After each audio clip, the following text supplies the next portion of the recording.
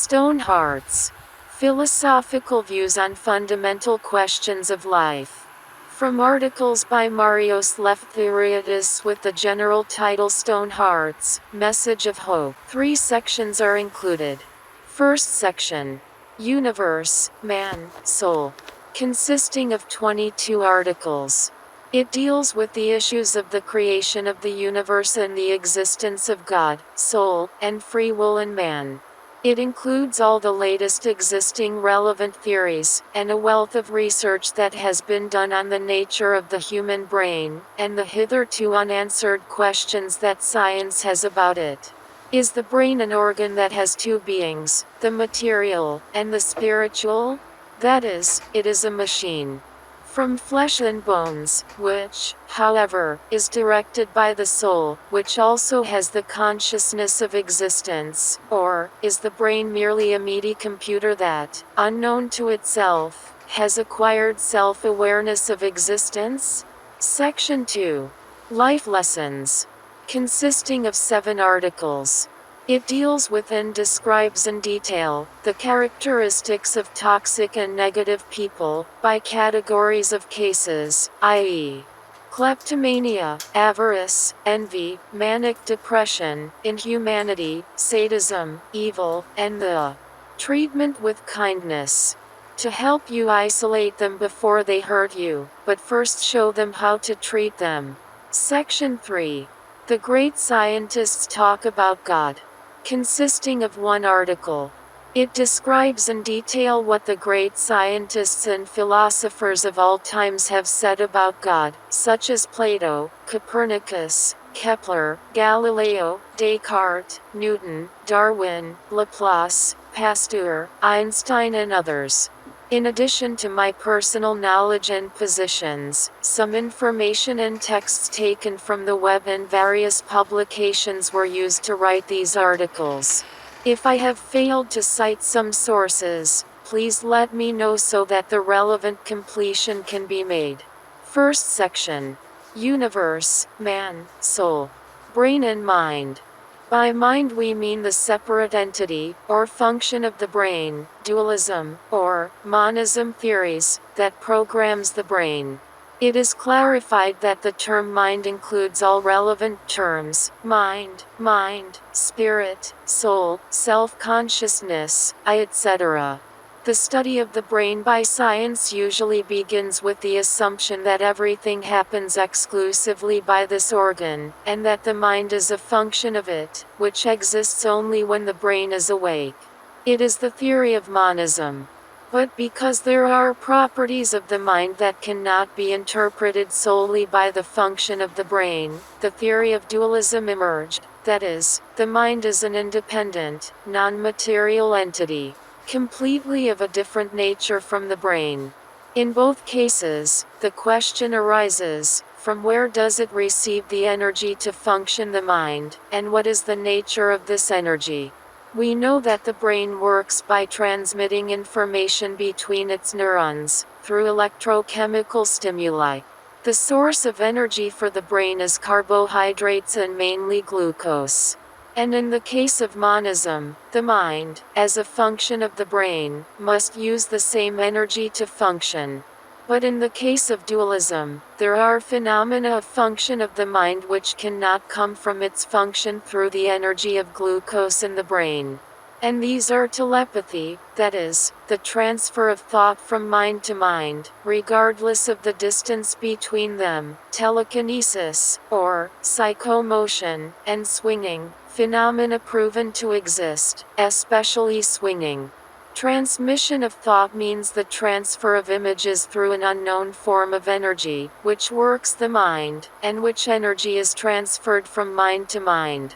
Telekinesis means the movement of objects by this energy, and swinging means the momentary or permanent lifting of the body, following the strong will and faith of the person performing the telekinesis, and the swing. These phenomena are rare, except for the momentary swing, which can be seen, if desired, in the schools of transcendental meditation of Maharishi, Lavitation Siddhi, where the practitioners, while sitting in the well-known meditation posture, with crossed legs, are raised momentarily, and pushed forward, thus traveling distances. This is done on a thick layer of foam so that they are not injured when they return to the floor. Telekinesis and swinging give us information about the kind of energy that the mind feeds, which energy should be directly related to gravity, since it can also neutralize it, and move objects, or lift the body. All this argues in favor of the theory of dualism, and the existence of a separate entity mind, soul, etc., which programs the brain, powered by an unknown form of energy, and not by the above energy function of the brain from glucose. Since this energy is external and not from the brain, then this entity mind, soul, which programs the brain, survives after death. At this point, a clarification should be made about the meaning of programming the brain by the mind. By this we do not mean the instinctive, automatic programming of the brain, which is done by the blind natural laws of operation of this organ, through its neurons, based on its random formation by the environment and its repetitive habits, which are intended energy-saving in operation automation, i.e. man constantly tends to repeat himself. On the contrary, we mean the free will of the mind logical programming of the brain, which usually opposes and changes instinctive programming, and which rational programming is the basic characteristic of human freedom, and the great mystery of rational life that appeared in universe. Finally, as to the similarity of the energy of the mind with gravity, which is one of the four forces of the universe, gravity, weak nuclear, electromagnetic, and strong nuclear, which physicists are now trying to unite into one. It is possible that the energy of the mind comes from this unknown unified force, which unites everything in the universe, and which mysteriously acquired a consciousness of existence with the appearance of man. And it now depends on one's religious beliefs to interpret this fact, calling this unknown force, which pervades the universe, love. And here we recall the biblical saying, God is love. That is, everything in the universe is governed by this unknown unified force, love. And the other saying, man is the image of God, that is, the primary consciousness of existence, God, conveyed through love the consciousness of his existence in man, with his attributes, God creator, man creator. About the creation of the universe, and about the soul. In both of these fields, miraculous discoveries have been made in recent years, which give many indications of the existence of a creator of the universe and a soul in man. The beginning was with the Big Bang, which changed our perception of the universe, from eternal and anarchic, to finite and created about 14 billion years ago. This was followed by the confirmation of the existence of the Higgs boson, or as it has been called, the particle of God, where the perfectly adjusted size of its values to achieve the creation of matter and the universe surprised astrophysicists, so they began to accept the existence of a creator, from which the theory of the human principle emerged. And finally the medical finding, from many scientifically verified testimonies of mortal experiences, where people accurately described scenes and dialogues that they could not, due to their condition, show that self-awareness, thought and memory, continue to exist and after the cessation of the function of the brain, and therefore the brain and the mind, are not the same, but they are distinct entities which leads to the conclusion of the existence of the soul. These and three of them are shocking scientific findings that enlighten us and lead us to the correct formation of our personal worldview, with all that this implies for our daily life and the way we treat our fellow human beings in life.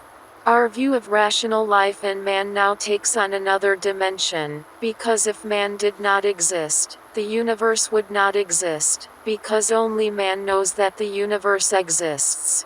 The man, the upper thoracic ops, the one who raises his face, and his eyes upwards.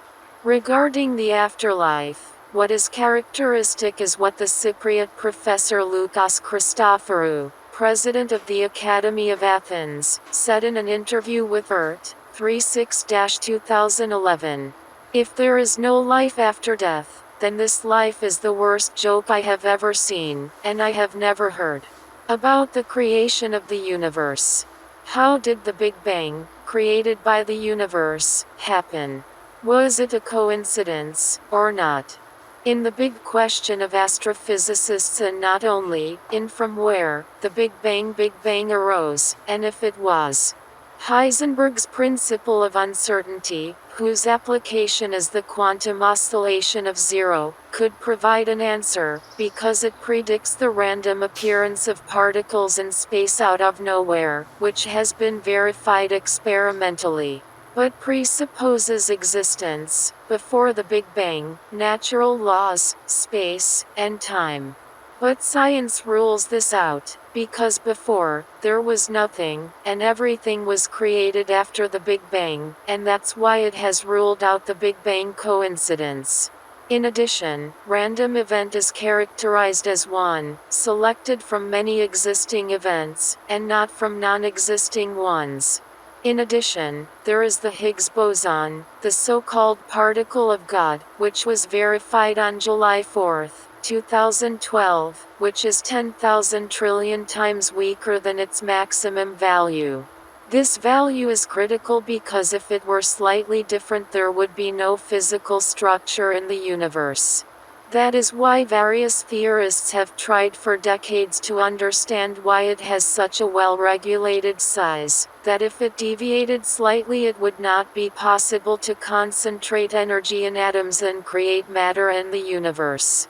This is something completely inexplicable, and wonderful for astrophysics, and cosmology, and has resulted in many astrophysicists, in line with the biblical view, introducing the concept of the existence of a higher plan for the creation of the universe, expressed among the existing creators of science of the universe, as the human principle.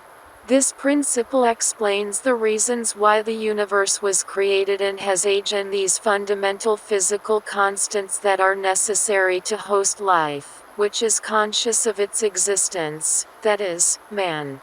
The term human principle was first used by Brandon Carter in Krakow in 1973 at the Copernicus Symposium, marking the 500th anniversary of his birth.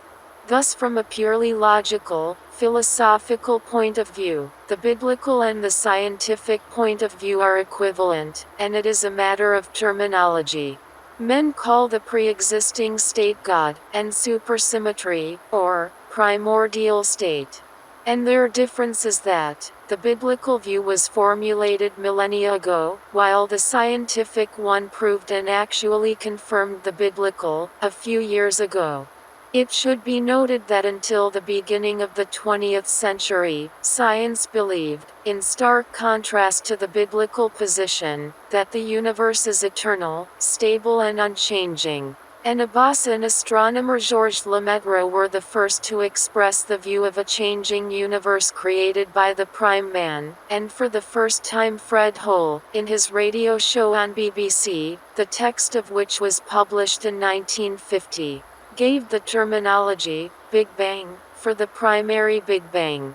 The Big Bang was confirmed experimentally when, in 1965, physicists Arno Penzias and Robert Wilson captured the trace of the explosion, which is emitted to this day, when they observed a short, microwave, diffuse, anisotropic electromagnetic radiation that is, it came evenly, from all directions, like the one predicted by George Gamow, 17 years earlier. Thus ended the controversy over the creation of the universe, between the biblical and the scientific point of view, with the complete supremacy of the former. About soul. The question we must answer, secretly, to ourselves, honestly and sincerely. Hitler, was he responsible for killing 6 million people, yes, or no? Is there free will and autonomy? Are we responsible for our actions, good or bad? Criminals are responsible for their actions. If we accept the materialist theory, that the human will arises from purely mechanistic processes, which take place in the brain, and is subject exclusively to the physical and chemical laws, which blindly direct it, then the answer is, no. And we do not have responsibility for what we decide and do, so criminals are not responsible for their actions either. But if we accept the obvious from our daily experience, that free will and change of opinion is a common experience of all people, and that at any time we can direct our actions according to our desire, then the answer is, yes. Which means that the human machine is guided by something external, independent of its construction and the natural laws of its operation, that is, it is guided by the soul, which at all times, is expressed by the word I. This relationship between brain and soul can be compared to the relationship between radio and radio waves. That is, just as the radio is not itself the source of the broadcasts it transmits, but reproduces them through the information transmitted to it by the external station's radio waves, so the brain is not the source of the soul's information, but its exponent.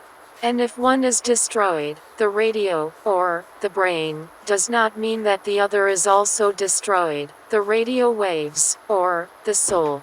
We must therefore choose between the existence of a soul, and therefore free will, and non-existence, abolishing the notion of our freedom in the decisions of our actions. After this answer that we will give, honestly, to ourselves, it is up to each of us to find out what the existence of a soul means for man, and what are the fundamental changes he should make in his beliefs, to proceed with the lifestyle change from now on. And of course it is obvious how absurd and lame it is, to ignore the above question, or to answer, both yes and no, choosing the one that suits him each time, because he talks to his soul, and traps himself bitterly. God, soul, free will. The positions of George Paxinos, a distinguished neuroscientist.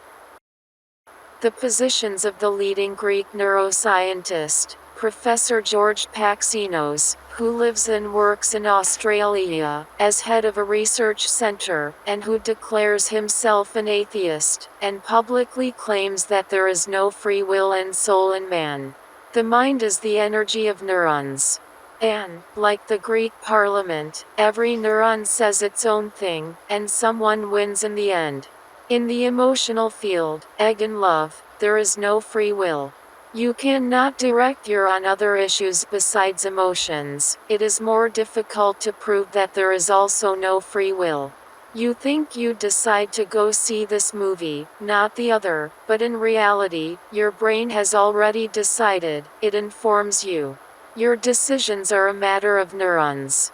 You are nothing but a cork, on the waves of the brain, and not the wave itself. So without ignoring it, this scientist, in his interview, talks about two clearly separated entities, that is, on the one hand about the brain, and on the other hand about you, who say the word I, and that the brain informs you of his decisions. For the waves of the brain, and for the cork on the waves, as he describes it. So when the leading Greek neuroscientist identifies in which center in the brain, this clearly separated entity from the brain, which has the self-consciousness of existence, is based, and says the word I, or cork, as he vividly calls it the entity, then to make its public statements that there is no soul and no free will. And to state that the one whom the brain informs about the decisions of the neurons is a center made of flesh and bones, that is, matter, and not an energy entity, immaterial, and independent of the brain and matter, that is, of a completely different nature from him, called soul. An entity, which has a consciousness of existence, expressed by the word I, and free will, because it can change its mind at any time, which is a common experience of all of us. Because we can, and in fact many times with bad psychological consequences to our detriment, not satisfy our desires, which are the mechanical decisions of matter, that is, the neurons of the brain.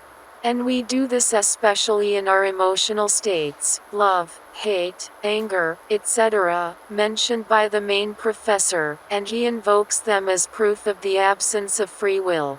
An entity that can decide, even kill the body, that is, commit suicide, something that neurons would never decide to do, because it is impossible for a machine to decide to destroy itself, unless it is programmed to do so, on its own. Which is impossible, or if it is guided to it by another entity, which operates this machine, that is, by you, the soul. It is exactly the relationship between a car and its driver. The driver is the one who will turn the wheel, and the car will fall off the cliff, and not the car alone.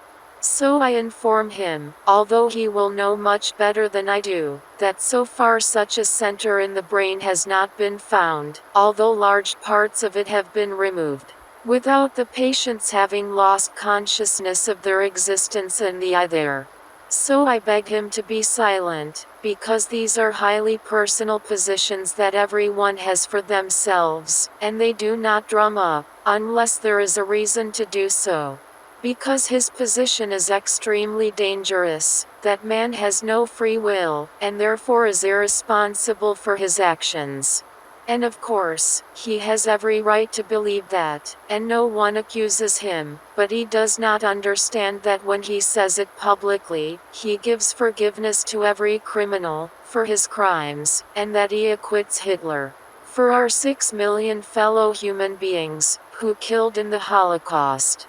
You think that you decide that you are going to see this movie, and not the other one, or, to commit this crime, and not the other one, but in fact your brain has decided before, and informs you.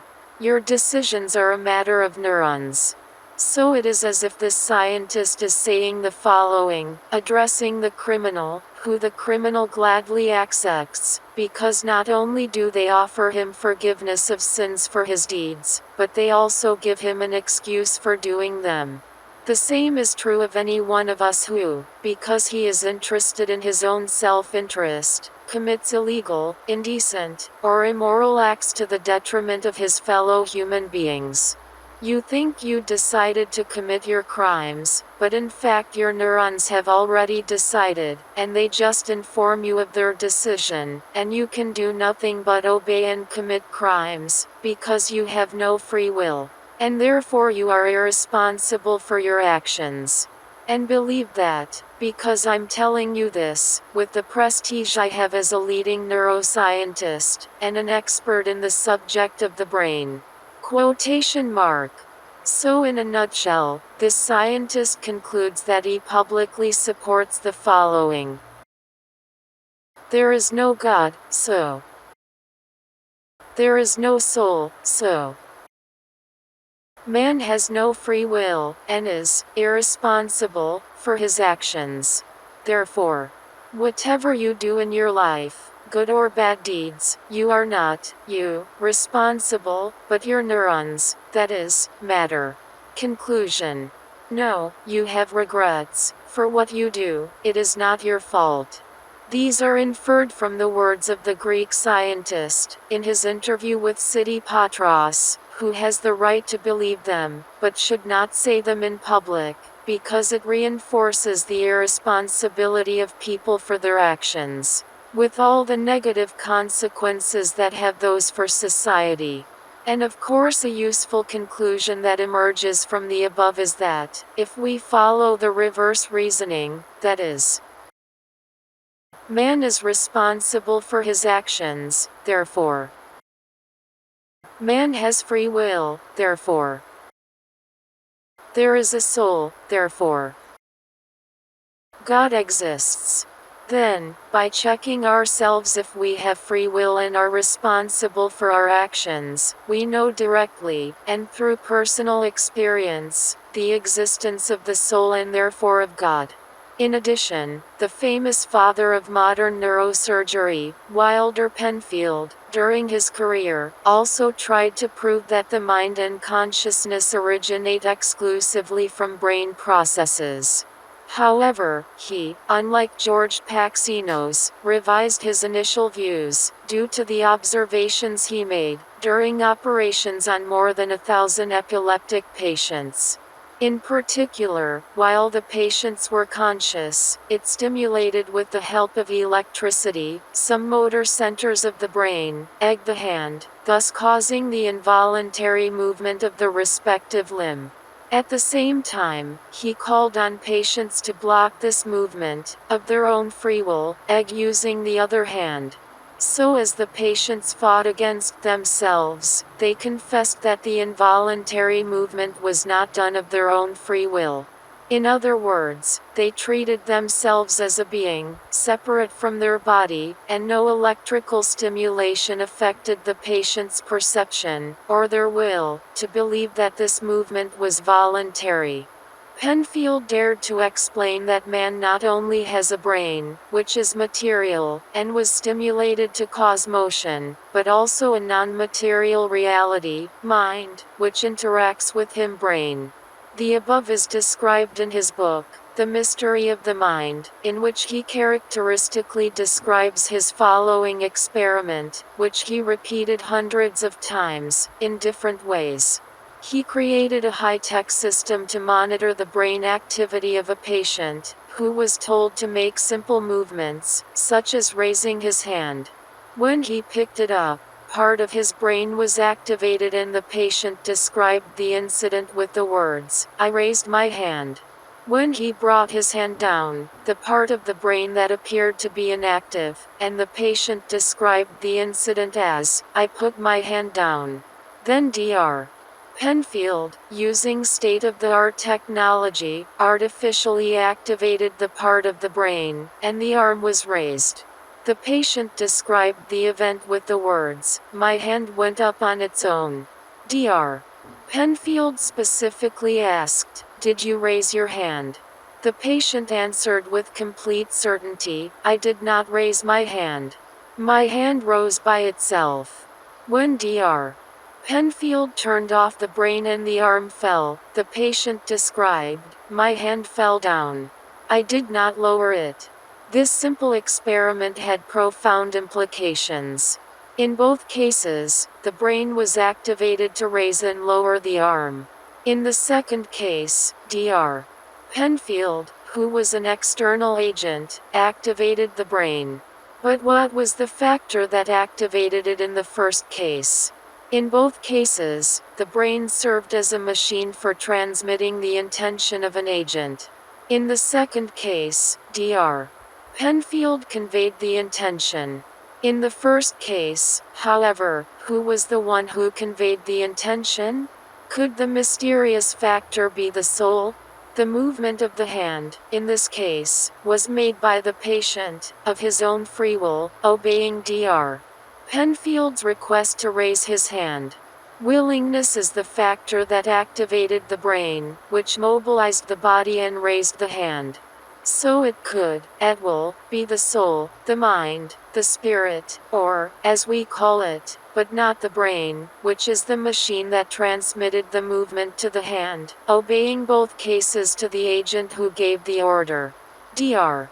Penfield, as mentioned above, had begun researching his brain with the express intention of denying the existence of the soul, but after conducting experiments such as the above for 40 years, he came to a clear conclusion. The brain is a computer, but it is programmed by something outside of itself. What Dr. Penfield had not proved, as he states in his book The Mystery of the Mind, published in 1974, is where he draws the energy to operate this particular intangible entity, which programs the brain and which calls it mind, from the body, or from an external source, from God, that is, as he explains in the last paragraph of his book, does the mind survive after death, whether its working energy comes from God, or not, if it comes from the body. And of course in 1974 the thousands of cases of posthumous experiences had not yet been collected and studied, which give the clear indication that, after death, what we call survives, soul, mind, spirit, consciousness, etc. These views of Dr. Penfield, which he came to after 40 years of observations, had a profound effect on science, and it is no coincidence that in 1973, just 1 year before the publication of his book, he had already formally termed human principle for the creation of the universe, by Brandon Carter in Krakow, at the symposium in honor of Copernicus and the 500th anniversary of his birth. 1.3 kilos of meat, the brain creates, love, hate. The positions of George Paxinos, a distinguished neuroscientist. The internationally renowned Greek neuroscientist Professor George Paxinos deals with the subject of human self-awareness. George Paxinos declares himself an atheist and does not accept the existence of a soul and free will in man. He likes to refer often to Christ and his words to his crucifixions, O Eukidosi Poiousin, to prove the formation of man from his environment, and the lack of free will.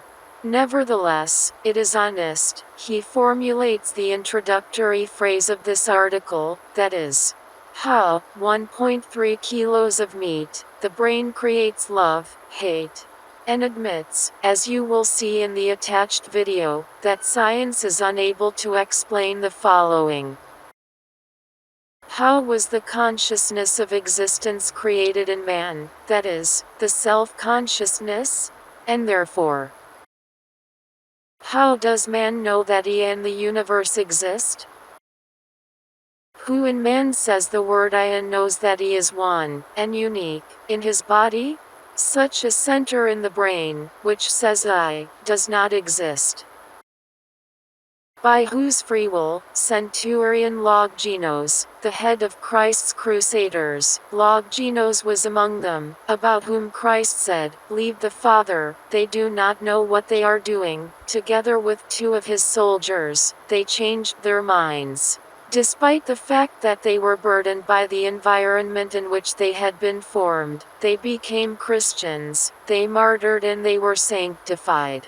They are celebrated by our Orthodox Church on October 16th. So did the Apostle Paul. It was Saul who persecuted the Christians, and Mary of Egypt, who is considered the protector of the penitents. And the thousands of the first Christians who went against their Jewish ideology and changed their minds and martyred in the Romans' arenas. And these are all historical facts, and that is why I mention them. Change of opinion, which orthodoxy calls metanoia, that is, man goes after the mind, changes mind, makes a 180-degree turn in this, it is not decided by his neurons, which are shaped as the master professor rightly says, by his environment, but from his soul, which opposes this heavy formation of neurons, but does so, because it has free will. The soul is the captain of the ship, the pilot of the plane, the driver of the car, the prime minister of the government, who was once mentioned by Mr. Paxinos, likening the neurons to the deputies of the Greek parliament. That is why there is the word forgiveness, which of course is not said by the neurons, but by the soul. But there are other examples, the great revolutions of the peoples, the heroes who sacrifice for others, all those who, of their own free will, go against the established, even though this has shaped them. If they did not exist to change society, then people would sink into the mechanical formation of their neurons from the environment, and nothing would change in that. The environment would remain unchanged, and incredibly boring. Who is he, in man, who decides and creates history, culture, art, painting, sculpture, music, literature, poetry, cinema, sports, ideas, democracy, charity, love? Does 1.3 kilograms of brain meat do all this? The soul that is independent of the blind physical laws and matter, and has free will. And as a good friend of mine said, the soul, full of goodness, never ages, although the body ages, we all feel it, and that is why it does not wear out and remains eternal. The following are some characteristic excerpts from the speech Know Thyself by George Paxinos in 2017 in Athens, which, with the sincerity and honesty that distinguishes him, he did not fail to mention them. Despite the fact that they create doubts and questions on existing theories, including his own. There are three major unanswered questions about the universe. How Big Bang was made. How the first cell was created and how matter acquired a consciousness of existence. How is this table? He realized that he exists and began to fall in love, etc. Science will never prove that there is no soul. If the mind rules the brain, then there is freedom of will and therefore dignity and responsibility. If inversely the brain rules the mind, then a stormy conclusion follows. There is no free will, no praise, no reproach, no hell. For knowing oneself, it is worth knowing whether we are slaves of our genes and our environment, slaves of yesterday, or, conversely, architects of our destiny. The best term to describe neuroscientists studying consciousness, mind and free will, is confused. They do not know what happens to consciousness. For what I will tell you, most scientists embrace them, but it is possible that the minority is right. In science, almost nothing is ever proven. Followed by the lecture with the well-known positions of George Paxinos. After that, think secretly and answer yourself. What do you think? Do you have free will, and therefore, a soul given by God? You do not have free will, because there is no soul or God. Another option, for all of us, does not exist. We must not procrastinate and decide now, with all the consequences and changes we must make for the rest of our lives, preparing for our calm, peaceful and panic-free departure from it, which can come at any time, from thousands of causes. As our experience tells us. What do you think? That you have no free will because there is neither soul nor God. In other words, is the mind a meat machine, a computer, which, by chance and unknown how, realized that it exists? That you have free will, because there is both soul and God. In other words, you are the you, the soul, which says I, and manipulates the mind, which is the meat machine, the computer. Because science has not answered the above two questions, there are many previous articles of mine that I analyze this. The personal answers to them are both equal and equally acceptable, and testify to the honesty and honesty of what gives them. The worst thing is to avoid bothering and answering, because it shows that he does not have a worldview of life, and lives randomly, and parasitically for others, and society. If I am wrong, please correct me. I know you will all read this, do not skip it, have the courage of your opinion, and take a stand. The issue is serious, and it concerns the way we treat our lives. Free will. Comment on the above article, by Mrs. Irini Christinaki, Professor of Normal Law at the University of Athens. Belief in God, in his existence, is unsupported because otherwise it would not be faith, but knowledge. That is why he who believes has no burden of proof as to the existence of God. The truth of faith exists in the extra-ontological space, that is, where it is asked. The only burden of proof that the believer bears is the proof of the authenticity of his faith. The non-believer bears a similar weight for the authenticity of his infidelity. If we want to answer the question of faith, we will understand that all we can answer is whether we are source, authentic, and rationally unsupported, in our by definition, and inherently rationally unsupported faith, and not in whether, or if the content of our faith reflects the authentic truth. Question. Do we have the ability to answer, or not to answer the question of the authenticity of our faith, or, of our infidelity? That is, to what extent we are authentic, sincere, and source, in our faith, or infidelity, or in whether we contradict, to what extent we pretend, to the extent that we doubt? Answer to the above question. Yes, we have this possibility. Therefore, we have free will. Because we can answer whether we are authentic and infallible in the confession of our faith, or of our infidelity. We may not answer all of the above, but not because we cannot answer. Because we do not want. Everything else may one day receive a scientific explanation, which overturns the idea of our freedom, but nothing and no one can overturn our freedom. Ask the question of self-belief and ask him if he wants to answer now, today, tomorrow, anytime. Unsubstantiated belief, or infidelity, can only be demonstrated through freedom, because unsubstantiated belief, or infidelity, is not imposed. All of the above are unrelated to the question of soul and God, on its ontological basis. This is the greatness of human existence.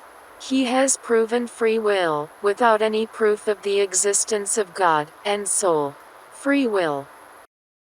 My publication was motivated and contains many positions from the most extensive and fully documented analysis made on the subject by Mrs. Irini Christinaki, professor of normal law at the University of Athens. Belief in the existence, or not, of God, is unsupported because otherwise it would not be faith but knowledge. Unsupported belief is the belief, or unbelief in something, which has not been scientifically proven, that is, through experiment. If we want to answer the question of faith, or infidelity, we will understand that all we can answer, and prove, is whether we are sincere, or pretend to be our faith, or our infidelity, and not whether content of our faith, or unbelief, echoes the authentic truth. If we are able to answer the above question at any time, which is obvious, then we have free will, because unsupported faith, or infidelity, because it is not imposed, because it is not proven, and therefore not knowledge, can to exist only through free will. But the above pure belief, or human infidelity, is distorted when the environment, habits, genes, neurons, and all the factors that influence and shape his character, convince him, without him having it realize that the above belief or infidelity is knowledge, false of course. So, as knowledge, it is imposed on him. But when he realizes deep within himself that his faith, or infidelity, is unsupported, therefore a free choice, he immediately loses all influence and interference on it. He realizes the formation of his character by his environment and the genes, he opposes it, makes his personal revolution, and operates freely, to choose on his part, his true faith, or his infidelity, revising, possibly, his previous views. In other words, it is released from any kind of restraint, and the existing free will operates within it. And this is exactly what is happening in the extreme state, 0 hour, of free will, of the heroes and revolutionaries, who sacrifice their lives for others, and change the course of the history of peoples. It does not mean faith, or infidelity, with any configuration. It is altered and becomes false knowledge. Faith, or infidelity, exists because there is free will. And that is the greatness of human existence. He has proven free will, without any proof of the existence of God and soul. Note. It is necessary here to fully understand the difference between faith and knowledge. I say that I know that there is New York even though I have not visited it, and not that I believe that it exists, because it is proven that there is New York and this knowledge is obligatory and imperative for me and my free will. On the contrary, I say that I believe that God exists, or not, and not that I know, because it is not proven that it exists, and therefore my belief in it is not obligatory, but an object of my pure personal choice, i.e. subject of my free will. Of course in science, between faith and knowledge, two more stages are inserted, the stage of hypothesis, when there is evidence of something that exists, and the stage of theory, when mathematicians process the hypothesis and confirm it. So, then, the experimental verification of the theory is expected, in order for it to become knowledge. Well-known examples: the Big Bang, verified in 1965 by Arno Penzias and Robert Wilson; the Higgs boson, predicted by Peter Higgs in 1964, and discovered experimentally on July 4, 2012 by the Great Accelerator, and so much more in the history of science. In particular, as far as the existence of God is concerned, although there is scientific evidence for this, which is the Big Bang, which proved that the universe was created, so there must be a creator who created it, and the Higgs boson, or particle of God, as it was named, where its perfectly regulated values to create matter and therefore the universe, have astonished scientists, yet there is no theory of the existence of a creator who created the universe. Because it concerns the before the Big Bang situation, where there were no natural laws, no space, no time, and it is impossible to study through mathematics and experiment this period. On the contrary, it has been formulated in physics, the human principle, which claims that the universe was created with the ultimate purpose of the appearance of life to be able to realize and know the existence of the universe with the human observer, who acquired consciousness of existence. Nevertheless, the question of the existence of God, in spite of the existing evidence, remains beyond the possibilities of science to prove. It will always be the object of unsupported faith. Where the soul resides. One of the biggest unanswered questions to date by science is what human consciousness consists of. If man is merely a biological machine, then there must be in the brain the corresponding centers which produce what we call consciousness, or, in other words, self-knowledge, or awareness of ourselves, and of our existence. Because the difference between a human being and a machine is really fundamental. A computer, no matter how complex it is, no matter how fast it can do calculations, yet it is not aware of its existence. There is no machine that realizes its existence. But the well-known scientist Ray Kurzweil has estimated that in the near future a computer of just $1,000 will have the computing power of a human brain. A few years later, around 2050, a $1,000 computer will have the computing power of all the human brains on Earth. This power and complexity, according to Kurzweil, will always make computers as self-aware and emotional as humans. This view is a logical extension of the theory of evolution, according to which all kinds of animal and plant organisms were created by chance through the gradual evolution of simpler common ancestral forms. Note: the theory of evolution is already collapsing in the face of the data of modern scientific knowledge. But according to evolutionists, this process operates on the basis of mechanistic processes, which are blindly guided by the laws of nature, and there is no soul, or anything spiritual. Therefore, all the spiritual functions of man must be purely a product of the functioning of his brain, and appeared, as over the centuries, the human brain evolved, reached a great degree of complexity. Then through this biological machine, consciousness, self-knowledge, emotions, etc., sprang up. But practice shows that this cannot happen.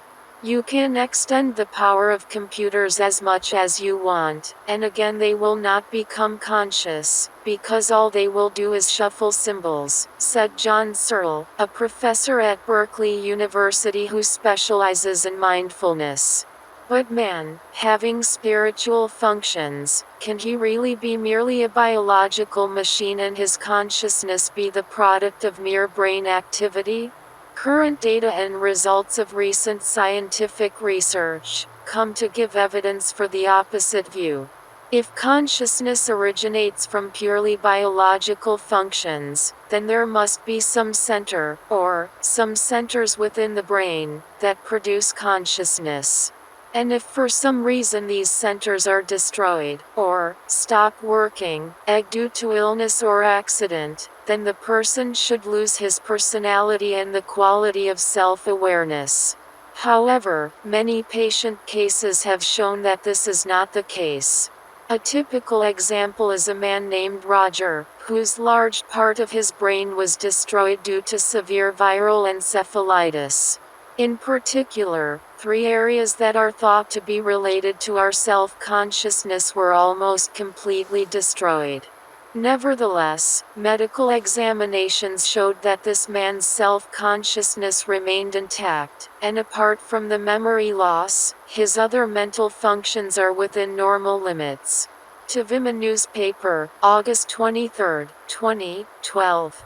The famous father of modern neurosurgery, Wilder Penfield, during his career tried to prove that the mind and consciousness originate exclusively from brain processes. However, he reconsidered his initial views, due to the observations he made, during operations on more than 1,000 epileptic patients. In particular, while the patients were conscious, he stimulated with the help of electricity some motor centers of the brain, of the hand, thus causing the involuntary movement of the respective limb. At the same time, he called on patients to block this movement, of their own free will, using the other hand. So as the patients fought against themselves, they confessed that the involuntary movement was not done of their own free will. In other words, they treated themselves as a being, separate from their body, and no electrical stimulation affected the patient's perception, or their will, to believe that this movement was voluntary. Penfield dared to explain that man has not only a brain, which is material, and was stimulated to cause motion, but also a non-material reality, mind, which interacts with the brain. Numerous scientific studies and observations around the world provide evidence that human consciousness continues to exist even after the brain has ceased to function, that is, while someone has been described as clinically dead. A case in point is a 2001 study by Sam Parney, a physician, and Peter Fenwick, neuropsychiatrist at the Institute of Psychiatry in London, conducted on a group of 63 heart attack victims who were diagnosed as dead but later recovered. About 10% said that when their brains were not working, they themselves had a very well organized and clear thought process, with a formed memory, and a way of thinking. It was ruled out that this sensation was an impression created in the brain due to lack of oxygen, or side effects of drugs. Evidence from such research, as well as from many scientifically verified testimonies of mortal experiences, where people accurately described scenes and dialogues that they could not know, due to their condition, is abundant. Typical example. All this shows that self-awareness, thought and memory continue to exist even after the brain has stopped working, and therefore brain and mind are not the same, but they are distinct entities.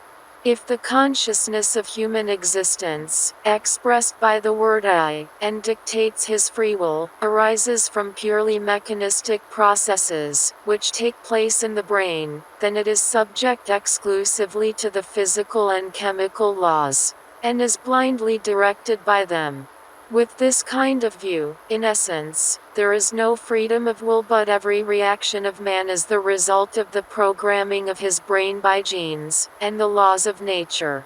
So all people, even criminals, are not responsible for their actions, and should not be held accountable for them, because their will is solely the product of a machine, brain, that works in a certain way and cannot done otherwise.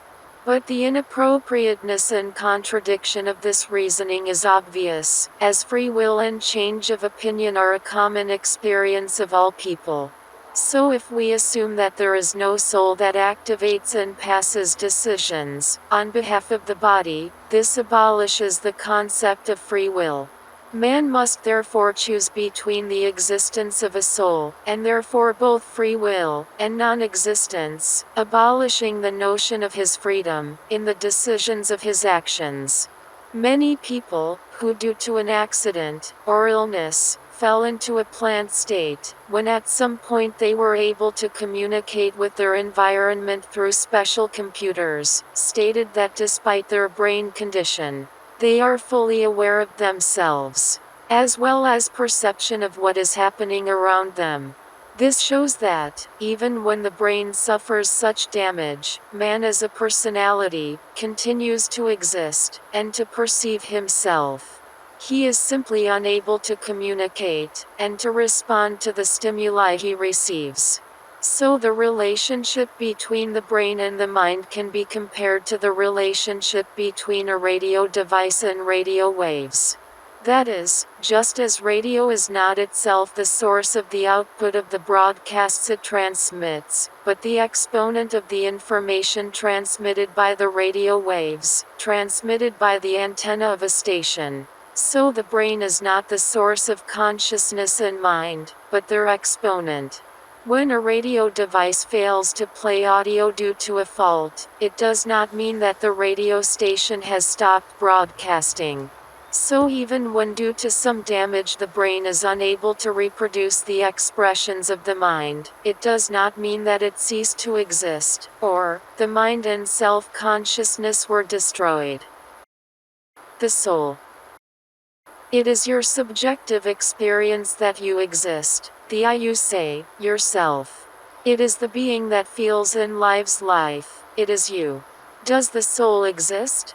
Scientists now say yes. The eternal question, whether there is a soul, has preoccupied all philosophers. Scientists now have the floor. The reality of the soul is one of the most important questions in life. Although religions claim its existence, how do we know if souls really exist? A series of new scientific experiments helps to answer this ancient spiritual and existential question. The idea of the soul is linked to the idea of a future life, and our belief in the continuation of our existence after death. It is said to be the supreme principle, by which we think and feel, but it does not depend on the body. Many of us end up with its existence, without scientific analysis, or reflection.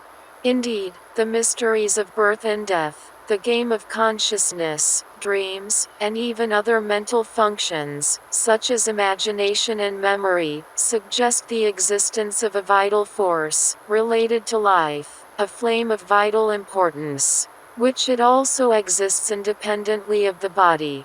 However, the scientific community to date has not recognized this spiritual dimension of life.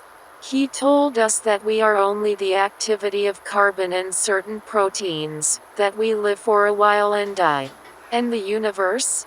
Does it make sense? Everything has arisen through equations, and there is no need for soul or God. But here comes biocentrism, the theory of the whole, a new, challenging, and contrary to the traditional, materialistic model of reality. But only knowledge is a prelude to wisdom, and soon through worldviews, we will discover the truth. Of course, most spiritual people treat the soul emphatically, as more substantial and complex, in the scientific sense. It is considered the incorporeal substance of a person, and is said to be immortal, transcendent, and beyond material existence. But, when scientists talk about the soul, if they talk at all, they usually do so within a materialistic context, or treating it as a poetic synonym. They believe that everything can be known about the soul only by studying the function of the brain. In their view, the neurosciences are the only branches of scientific study that understand the soul. Science. Traditionally, science has rejected the soul as the object of human faith, or as a psychological need. The terms life and death are therefore nothing more than the common concepts of biological life and biological death. It seems that for consistent scientists, all poets and philosophers who have ever lived are just dust. And of course, in the piles of scientific books, one cannot find even a single reference to the soul, or to any idea of an intangible, eternal substance that occupies our existence. Indeed, a soul has never been found under an electron microscope, not even in a laboratory vortex, in a test tube. According to these books, nothing seems to survive from the human body after death. While neuroscience has made tremendous progress, and illuminates brain function, we have a subjective experience that remains mysterious. The problem of the soul is right here, in the understanding of the nature of the self, in the I, in the existence that feels and lives life. But this is not just a problem for biology and cognitive science, but for Western philosophy as a whole. Our current worldview, the world of objectivity and naive realism, has begun to show serious rifts. Of course, this does not surprise many of the philosophers, and other readers, for whom the works of men, such as Plato, Socrates, Kant, Buddha, and other great spiritual teachers, remain unchanged. And they continue to wonder about the relationship between the universe and man. Biocentrism. Recently, biocentrism and other scientific theories have also begun to challenge the old materialistic physico-chemical theories, and raise some of the most difficult questions about life. Is there a soul out there? Does something withstand the wear and tear of time? Life and consciousness are central to this new view of scientists, on the concepts of existence, reality and the universe. Although current science books are based on the belief that the world is something objective for any observer, new experiments show just the opposite. Until now we believed that life is just the activity of atoms and particles, which revolve around for a moment, and then dissolve into nothing. But now we are adding new pieces to some of the most important puzzles in modern science, including the principle of uncertainty, and the refinement of the laws that shape the universe. Consider the famous experiment with the two slits. When you watch a particle pass through the holes, expect it to behave like a sphere, passing through one slit, or the other. But, if one observes the particle, it exhibits the behavior of a wave, and can pass through the two slits at the same time. This and other experiments tell us that there are unnoticed waves of probability, a position of the great Nobel laureate Max Born. At the same time, experiments make it increasingly clear that even simple knowledge in the mind of the researcher is enough to turn the possibility into reality. Many scientists reject the conclusions of these experiments, but the day before a group of physicists, Nature Communications 2011, showed that this quantum weirdness also occurs in humans, on a global scale. As Kant pointed out, over 200 years ago, all experiences, such as colors, senses, and objects that we perceive, are nothing but representations in our minds. Space and time are just tools of the mind, for the coherence of everything. Now, for the amusement of idealists, scientists have begun to vaguely acknowledge that these rules make existence possible.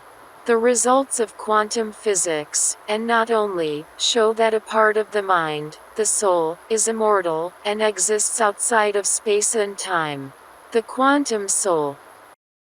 Can science, through its complex equations, lead to the confirmation of the existence of the soul? Prominent researchers from leading universities, such as those of Cambridge, Princeton and Max Planck, claim that quantum mechanics predicts a species after death. They explain that a human being can have a dual existence, physical and mental, as well as subatomic particles, photons and electrons, which, in addition to particles, are also waves, that is, they are at the same time matter and energy. These physicists believe that the extension of this phenomenon to nature, the psychosomatic dichotomy, is possible and logical, since the macrocosm is an extension of the microcosm, which is governed by the principles of quantum mechanics. Dr. Hans-Peter Dürr, former director of the Max Planck Institute for Physics in Munich, explains that just as a particle records all of its information in its wave energy state, so does the human brain, a hard disk, connected to the internet, which first records all the information and immediately after downloading it to the cloud, which in this case is the quantum, energy, spiritual field. Continuing with this analogy, the professor explains that after death, that is, after the destruction of the physical hard drive, the specific information, all of which he calls the soul, is not lost, but continues to be stored in the universe. Dr. Christian Hellwig, of the Department of Biophysical Chemistry at the Max Planck Institute in Göttingen, discovered that information in our central nervous system is phase-coded, a type of coding that allows different data to occupy the same space at the same time. Dr. Hellwig states that this kind of data, which does not interact directly with the material world and corresponds to our thoughts and feelings, has exactly the properties that distinguish wonderful phenomena in the quantum world.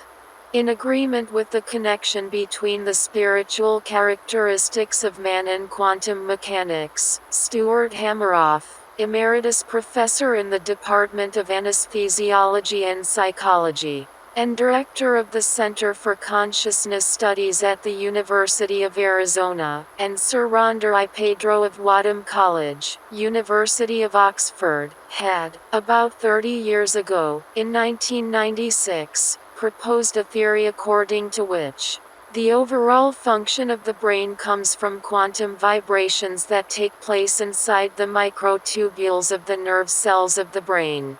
The microtubules are a key structural component of the cell skeleton, and are found throughout the cytoplasm. These tubular formations, which can grow up to 50 mm in length, play a major role in a variety of cellular processes, such as maintaining cell structure, intracellular transport, regulating the movement of secretory vesicles, and organelles, and separating chromosomes during cell division.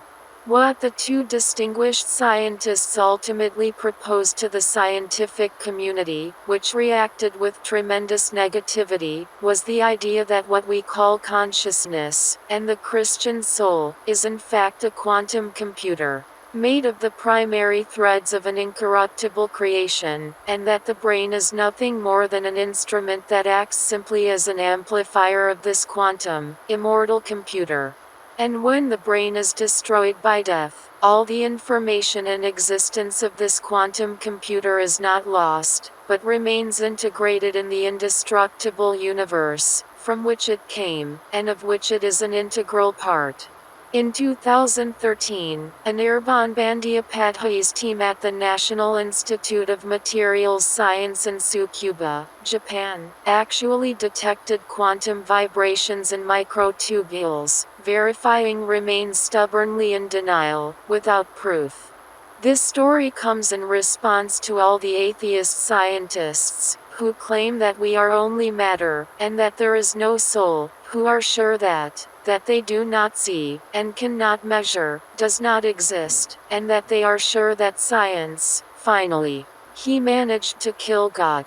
Every time the same scenario is repeated, God reveals, science denies, and, finally, always the true science, verifies what God, from the beginning, revealed. It is questionable when humanity will finally begin to learn from its mistakes, to resume respect for its creator. Biocentrism. Scientists claim that death is not the end. The new approach to the greatest fear of man is called biocentrism, and it comes both from the field of quantum physics and the theory of parallel universes, and from Einstein himself. It was proposed in 2007 by the American Robert Lanza. According to one of the fundamental tenets of science, no form of energy is lost. It is not created and it is not destroyed, it just exists. Starting from this, and given that the brain is a huge energy generator, scientists are asked to answer what this amount of energy happens when the brain stops working due to death. It is likely to be transferred to a parallel universe. For scholars, the theory of parallel universes is a reality much more objective than what we consider to be reality, since concepts such as space and time, fundamental to our approach to reality, do not exist as we perceive them. Whatever the brain processes and uses as information is simply a tool for understanding a specific spacetime, a specific reality. Something that is proven by the inability of the brain to understand the existence of universal infinity, since its programming makes it understandable only to finite sets. In a universe without space and time, with the meanings we give them, as in fact it has been proven to be the universe, the concept of death, the end, simply does not exist, experts say.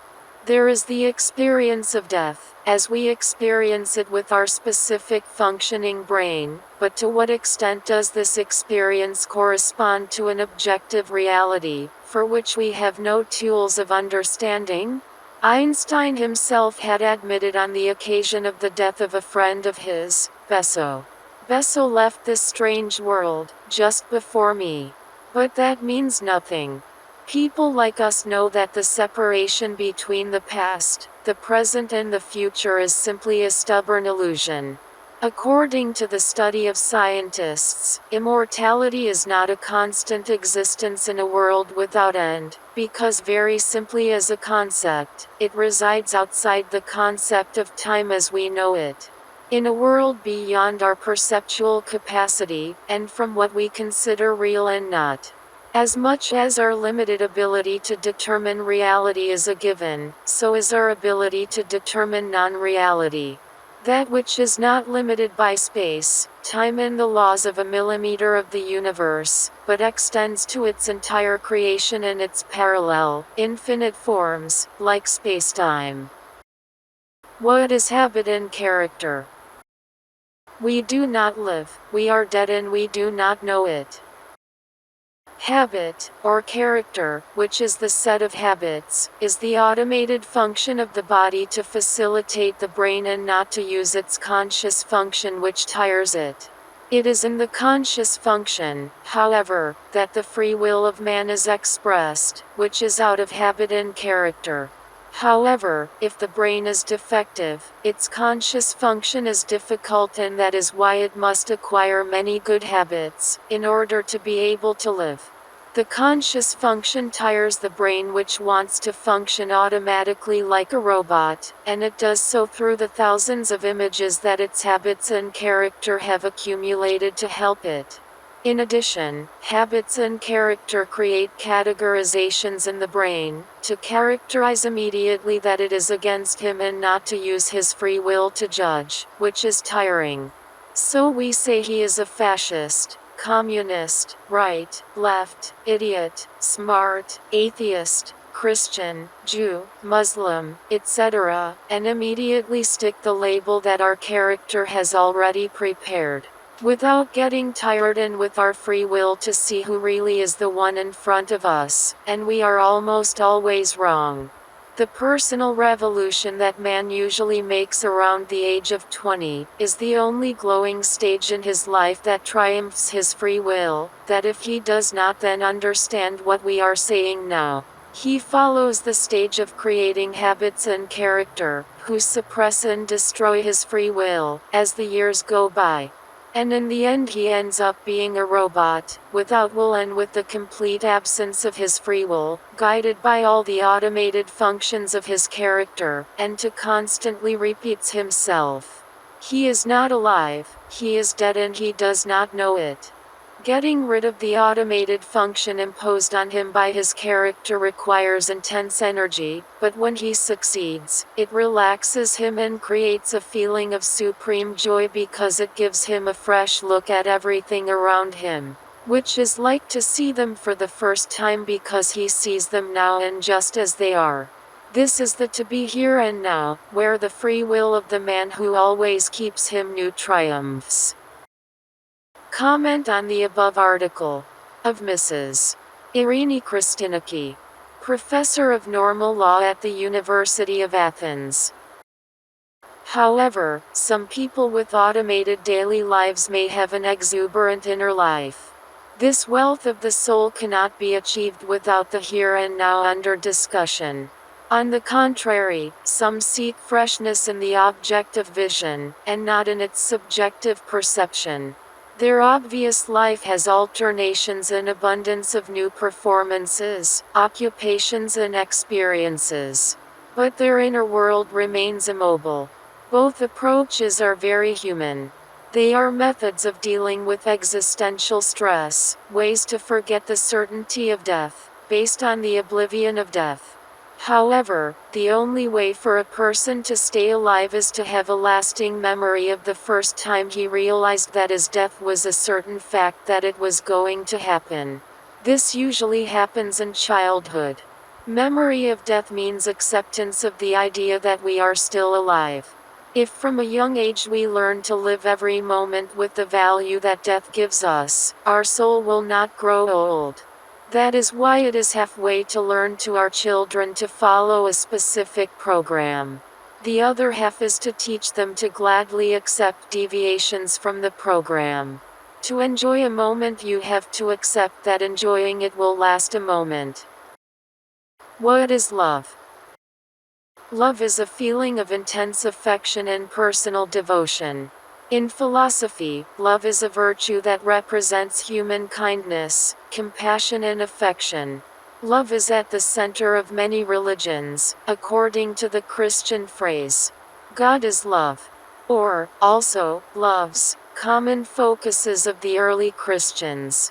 Love can also be described as actions towards others motivated by compassion and actions towards others based on affection. The word love can refer to a variety of different emotions, situations and behaviors. These feelings can range from the desire for romantic love, the platonic love that defines friendship, the family love between people with kinship, to the religious love and devotion. This wide variety of uses and meanings of the word, combined with the complexity of the emotions involved, makes it difficult to define love compared to other emotional states. Love, in its various forms, is a motivation for interpersonal relationships, and due to its great psychological importance, it is one of the most common topics of inspiration in the arts. From a universal point of view, love is the power that unites everything in the universe, expressed in the material world in its four forms: gravitational, weak nuclear, electromagnetic, strong nuclear. But many modern neuroscientists, ignoring the source of love and focusing on the effects it has on brain function, dopamine, oxytocin and vasopressin secretion, say that love is chemistry. Our chemistry matches and that's why we're together. Choose what love is for you. The force that unites everything in the universe. The brain chemistry. Paradise with a pill. Is love chemistry?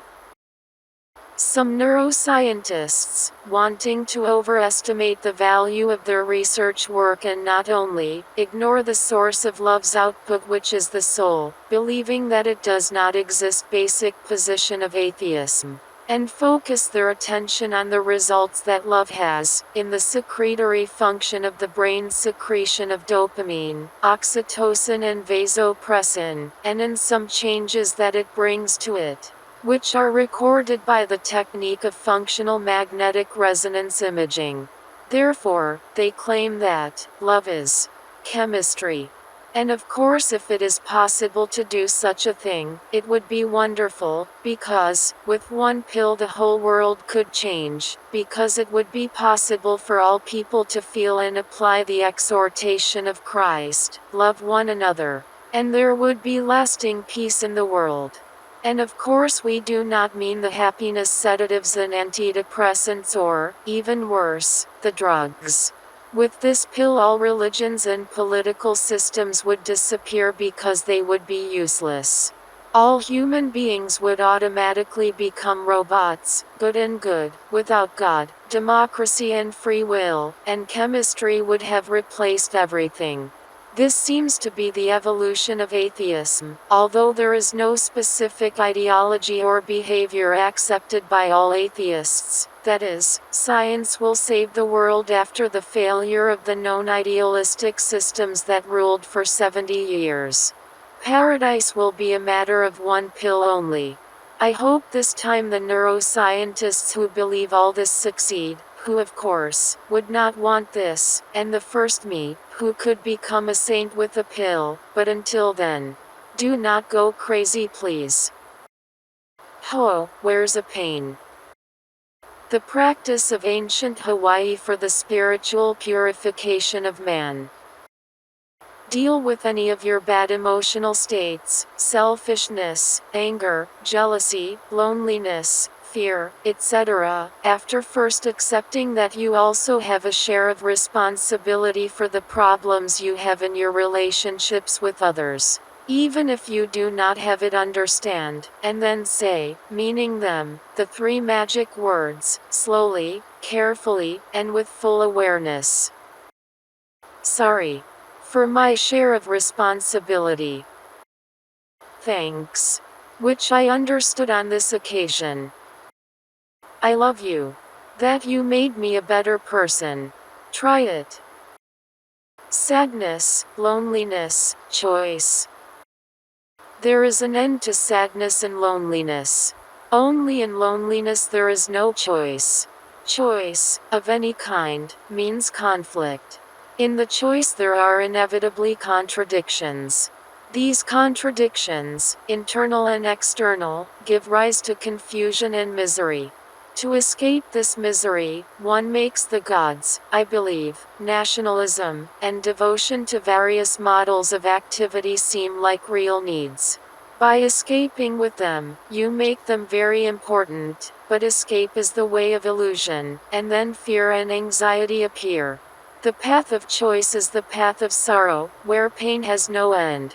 Choice, will always exist as long as there is one who chooses, which is the accumulated memory of pain, and pleasure, and every experience of choice. All it does is strengthen the memory, whose reaction becomes thought and emotion. Memory is only partial, as it is made to react mechanically, and this reaction is the choice. There is no freedom of choice. You choose according to the way you have been raised, according to your social, economic, and religious background. The choice strengthens, without exception, this configuration. There is no escape from this configuration, which only breeds more and more suffering. Choice always breeds misery. Watch her and you will see her lurking, demanding, insisting, begging, and before you know it, you will be caught in the net of the inevitable obligations, responsibilities and despair that it brings. Watch it and you will be aware of what is really happening. Be aware of what is happening. You cannot change what is happening. You can cover it up, put it on your feet, but you cannot change it. It is there. If you leave it alone without interfering with your views and your hopes, your fears and your despairs, with your backward and cunning crises, it will blossom and reveal all its labyrinthine form, all its subtle movements, and there are many. Its apparent significance and morality, its hidden motives, and its hidden fantasies. If you leave what really happens quiet, it will show you all this and more. But you should have one without choices, aware of it, walking quietly. Then you will see that choice, having blossomed, dies and remains freedom, not that you are free, but there is freedom. You are the one who makes the choices, you are the one who stopped making them. There is nothing to choose from. Through this state of no choice, loneliness flourishes. The death of choice is never its end. It always blooms and is always new. To die for the known means to be alone. Each option is in the field of the known. Action in this field always brings sadness. End of sadness, there is in loneliness. Krishnamurti. Moments of freedom. When people laugh casually, they look alike. When people laugh carelessly, their character is lost. Their formation disappears, they stop being robots. When people laugh innocently, they are free, they are universal beings, they reveal the mystery of creation. When people laugh like infants, they are images of God. Who is responsible for everything that happens in the world? All the external forms of change brought about by wars, revolutions, reforms, laws, and ideologies have completely failed to change the basic nature of man, and therefore society. As human beings living in this monstrous, ugly world, let us ask ourselves, can this society based on competition, barbarism, and fear stop being like this? Not as something theoretical, not as hope, but as a real fact, so that the spirit becomes fresh, new and pure, and can create a different world. I think this can happen, only if each of us admits the basic fact, that we as individuals, as human beings, in whatever part of the world we happen to live in whatever culture we belong to, we are completely responsible for the state of the world. We are each responsible for every war, because of the aggression of our own lives, our nationalism, our selfishness, our gods, our prejudices, our ideals, everything that makes us divided. And only when we admit, not mentally, but really, as long as we truly acknowledge that we are in pain or hungry, that you and I are responsible for this chaos and misery that exists from one end of the world to the other. Because we have contributed to these in our daily lives, and we are a part of this monstrous society, with its wars, discords, ugliness, barbarism, and greed, only then will we do anything. So you and I can cause in ourselves, without any external influence, without persuasion, without any fear of punishment, we can cause in the same essence of our existence, a total revolution, a psychological change. So that we cease to be now barbaric, violent, competitive, anxious, frightened, greedy, envious, and all the other manifestations of our nature with which we have built the rotten society in which we live every day. What should we do? What is important in our lives? What is important is to observe what is really happening in your daily life, inside and outside of it. If you look closely at what is happening, and look at it, you will see that it is based on some mental perception, and the intellect is not the whole field of existence. It is a piece, and a piece, no matter how masterfully it is connected, no matter how ancient and traditional it is, it remains a small part of existence, while we have to deal with the whole of life. And when we look and see what is happening in the world, we will begin to understand that there is no internal or external course. There is only one single course, a complete, total motion, the internal motion, expressed as external, and the external, reacting to the internal. Being able to see this thing, I think, is necessary, because if we know what we see, everything becomes very clear, and seeing does not need either a philosophy or a teacher. You do not need anyone to tell you how to see. You just see. Can you then, looking at the whole picture, looking at it not logically, superficially, but really, you can easily, spontaneously, transform yourself? This is the real issue. It is possible to bring about a complete revolution in the soul. Krishnamurti. But it is important to really see. Now you see through images, memories, labels, descriptions, configurations, and 1,002 other filters that distort reality. Essentially you do not see, you work automatically, without self-awareness. So you have to put aside all this garbage that you have in your mind, and see what really exists in front of you, in order to do the right thing. The sunset, the first time you will see it, will leave you speechless because of its beauty. But the 20th time you see it, you will not notice it at all.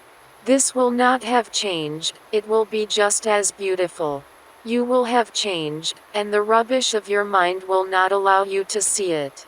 I used to say it, and you will immediately change your mind, without realizing that you have lost its beauty forever, if you stay the way you are.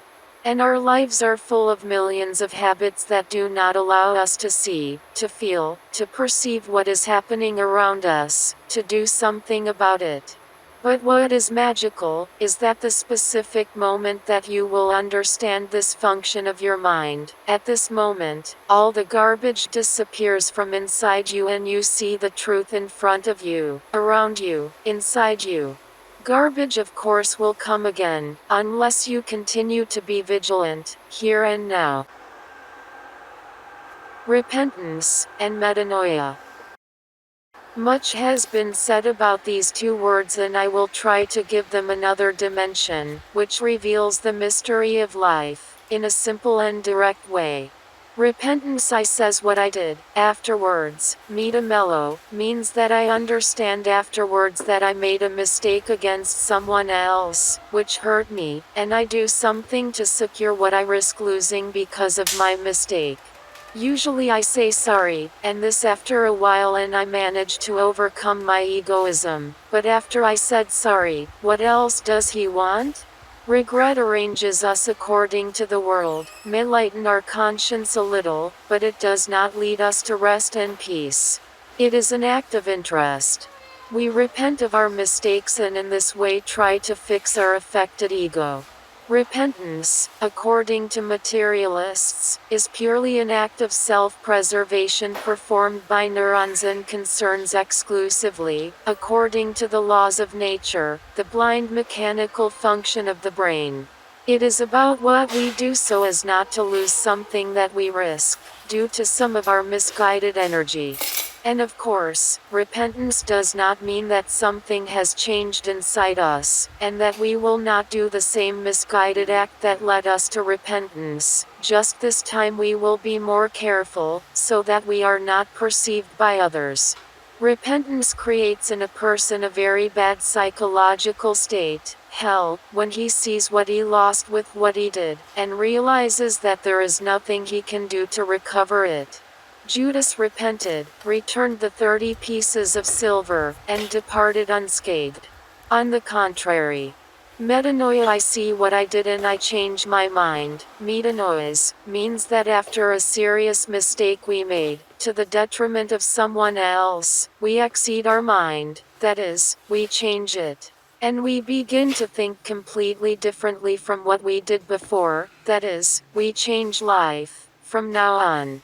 This means that we are not going to repeat the mistake we made, because the reasons of interest that led us to it will no longer exist within us.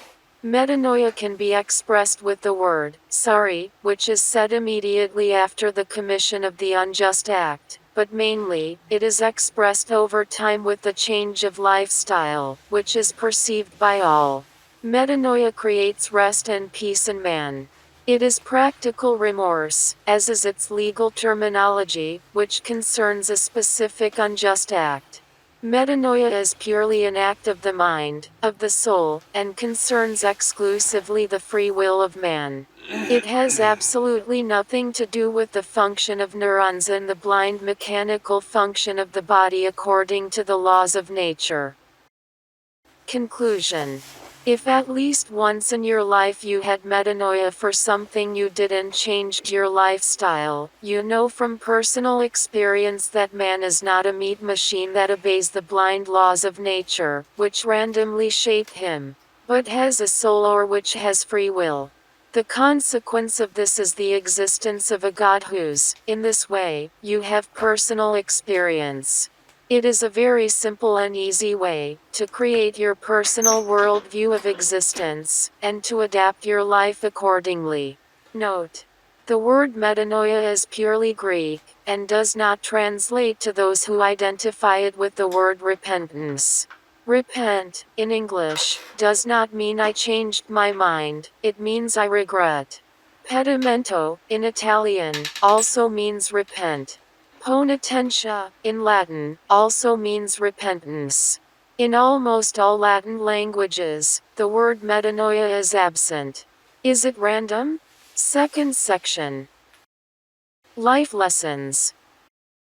Kleptomania, avarice, envy, manic depression, inhumanity, sadism, and evil. Healing with kindness. Kleptomania. Kleptomania belongs to the category of impulse control disorders. The patient loses control of a particular impulse, and is more common in women. Kleptomaniacs have no fear of God, no thefts, like the greedy, and steal, experiencing satisfaction as a result. Stolen items are usually of little value to the individual. They could have paid for them, unless they also suffer from the disease of avarice. The kleptomaniac enjoys the intensity he experiences before the theft, and the feelings of pleasure, satisfaction, and relief when he commits the theft.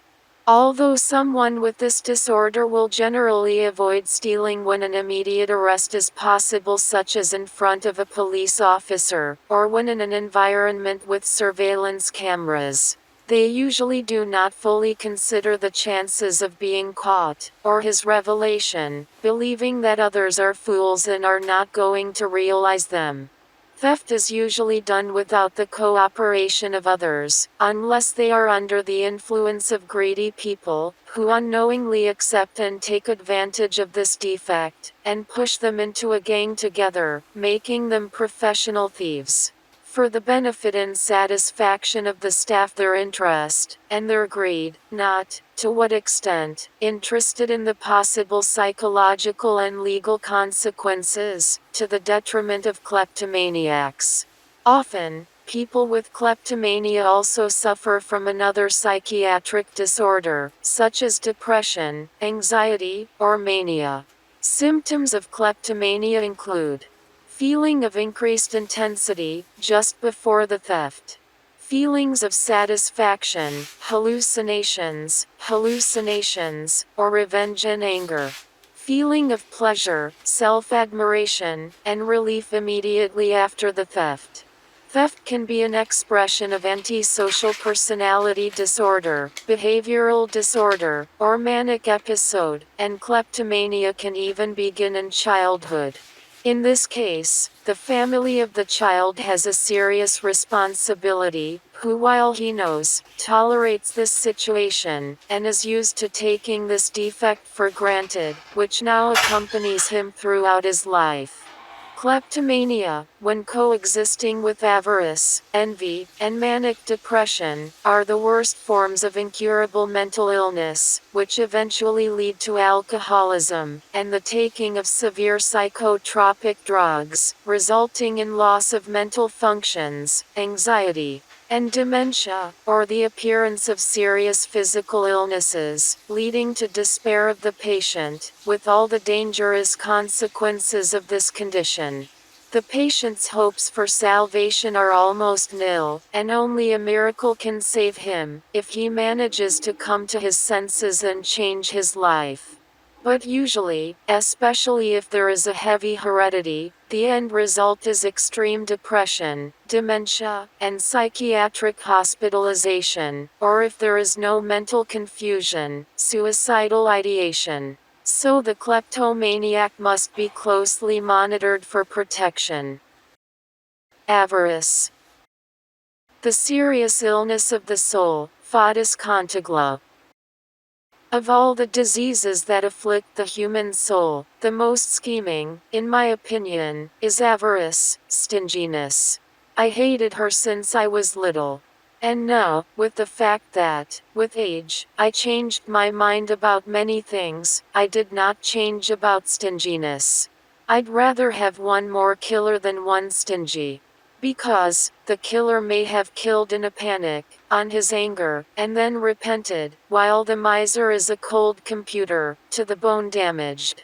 You can find some feelings in the murder, you will not find any in the stingy. The miser, of course, is always selfish, he loves only himself, but, many times, he is a monster worse than the selfish one, because he may not love himself or himself, and let him die of hunger. This shows how man can become like no other animal. Only he, who called himself the king of animals, reaches such a sly nonsense that, from his stinginess, he hides the money in the mattress or pillow, and dies of starvation. Have you seen any stingy dogs? Or any donkey, which eats plenty of hay to eat, and yet does not eat it, and is found starving to death? You see how the miser becomes crazy, and in fact the most disliked crazy. But also the one who is ordinary greedy and who does not reach the passion I said, and he has a cold on him. You approach him hesitantly. You cannot treat him freely, because he too is double-buttoned, broken, as they call him. Because, stinginess makes him a hypocrite and a suspect. Money is a dangerous thing, and very medicinal for the soul. Many start from economy, and, little by little, they become greedy, in the end Mammonus rides them. With avarice, the human heart narrows, as with open-handedness it widens. The miser is stingy and in feelings, he cannot see anything brave in him. How can such a person make a sacrifice for another? The love of money brings the greatest calamities to humanity. The greedy Judas betrayed Christ. And most quarrels between people, grievances within families, wars that devastate the world and fill it with blood, the damn money is for a reason. Interests. The Church, on Holy Week, sings many tropes that condemn avarice. He calls Judas the offspring of swindlers, deceitful, treacherous, illegitimate, and exorcises us to banish greed from us. This evil disease is very widespread and very serious today, a global passion that eats the hearts like a worm, in East and West. People have never loved money as much as they do today. Because, today man is a materialist, he does not believe in another life. Because he does not believe in God, and he throws himself in the face to enjoy this life. This life, which, as soon as you manage to see it, leaves and is lost, like a shadow. This shadow, then, is being chased by the unfortunate man, today, and he is being educated and killed for this shadow, daring that he is doing something with the money. I met some of them, who have a lot of wealth, and I saw their anguish and their unhappy happiness. I am not talking about those who are prevented from enjoying life because of illness or other calamities, but I am talking about those who have health and every means to live well. They have it all, apart from happiness. Happiness, true happiness, is far away from them. First of all because life is a fickle thing, like the needle of Nasrat and Haja, standing on an egg. Happiness without confidence cannot be done. The rich man is always worried, he is afraid of what will happen to him tomorrow, what will dawn. Then, riches bring turmoil, confusion, cares, and whoever is well groomed cannot be happy, because he is never alone with himself. And whoever never lives with himself, does not know what kind of happiness is. The source of happiness does not come from the bank or the Bezactus, but from the human heart. Excerpt from the book Secret Flowers, Papadimitriou Publications. Envy, Jealousy. By the psychologist Paulides Pavlina. Envy is the intense feeling of dissatisfaction that one experiences for the happiness, goods, success and social position of the other. It is the jealousy that is accompanied by a feeling of hatred and malice for those around us. According to the Oxford English Dictionary, emotion is described as any disturbance, or disturbance of mind, feeling of passion. Any intense, or exuberant mental state, as well as envy, which is one of the most intense emotions. Essentially, envy is the denial but also the difficulty of recognizing positive traits in others. It can hide behind anger, resentment, bitterness, annoyance, hostility, and in extreme situations even pathological hatred. Usually people who show envious behaviors and feelings have low self-esteem and lack of interest. They want to get something better that their fellow human beings have, and they feel pleasure in the failure of others. They feel dissatisfied with the people who excel, and try in every way to degrade them and underestimate their achievements. In case they do not succeed, they focus on their negative elements that naturally exist in all of us. People who envy are jealous of the success, intelligence, abilities, achievements, and natural gifts that others have in contrast to them. It is perceived that they exhibit an overworked behavior with others and spend a lot of time thinking of ways that could hinder their success. Certainly a key factor influencing the behavior of the envious person is the intensity of the emotion. In a mild form, envy could also act as a motivator for personal development, while in an extreme form it could manifest itself with aggression and extreme jealous behaviors. People who envy find it difficult to accept the positive traits of others, and are relieved to see their failure. They are unhappy and cannot enjoy their life, because they always want what others have, and these thoughts radiate, so that no one can bear them. It is therefore important to beware of such people. An effective way to avoid them is distance. By being indifferent, we create a distance from these people, and the negative interactions we could have are automatically reduced. We try not to provoke the manifestation of their negative emotions, keeping a polite attitude towards them, without sharing our achievements. You need to think carefully before displaying things that cause jealousy and envy. It is also good to maintain your humility and modesty, so as not to provoke feelings of envy in these people. Many times, even ourselves, we have noticed in ourselves behaviors, or thoughts that manifest envy. When this happens, we should not despise it by justifying it. Instead, we should try and work with ourselves, so that such feelings are not perpetuated, and vicious circles are created with the content of envy. A good way to eradicate envy is to focus on ourselves, and rebuild goals. By setting personal goals and achieving them, we feel satisfied with ourselves, and this results in increased self-esteem. So we no longer need to wish, and wait for the failure of others, to confirm ourselves. Manic depression. It is a bipolar disorder where one experiences mania which is followed by depression. Mania is the condition in which the person experiencing it has only a subjective perception of himself. That is, he has a false image of himself and others, with a tendency towards their destruction and disappearance. He believes that others are to blame for everything and therefore acts frantically and recklessly against them.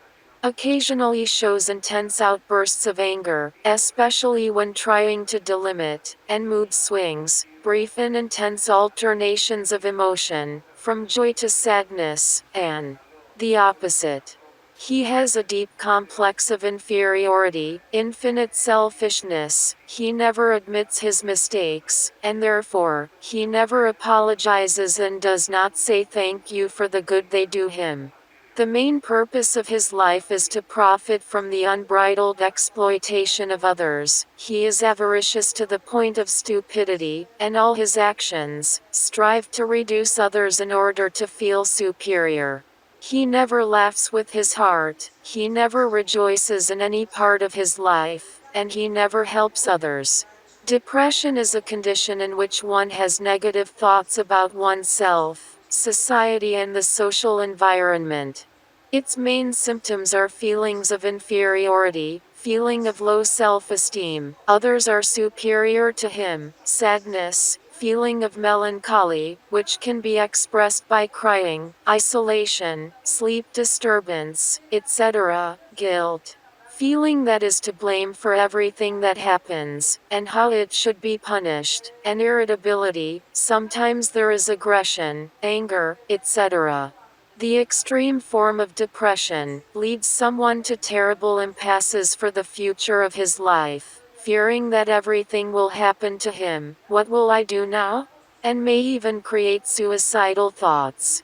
Manic depression is one of the worst mental illnesses and there is no cure, unless the manic depressed person realizes his condition, and understands that the main cause of his illness is his vast egoism that imprisons him tightly in himself, and does not allow him to break the shackles of the terrible situation in which he finds himself, so that he can begin to communicate calmly and peacefully with others, giving, and not passing.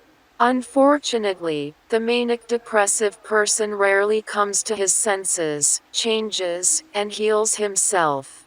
Most of the time, he reads the text, recognizes the truth that conveys it to him, and the next moment he forgets everything, and continues to sink, due to habit, into the situation he is in.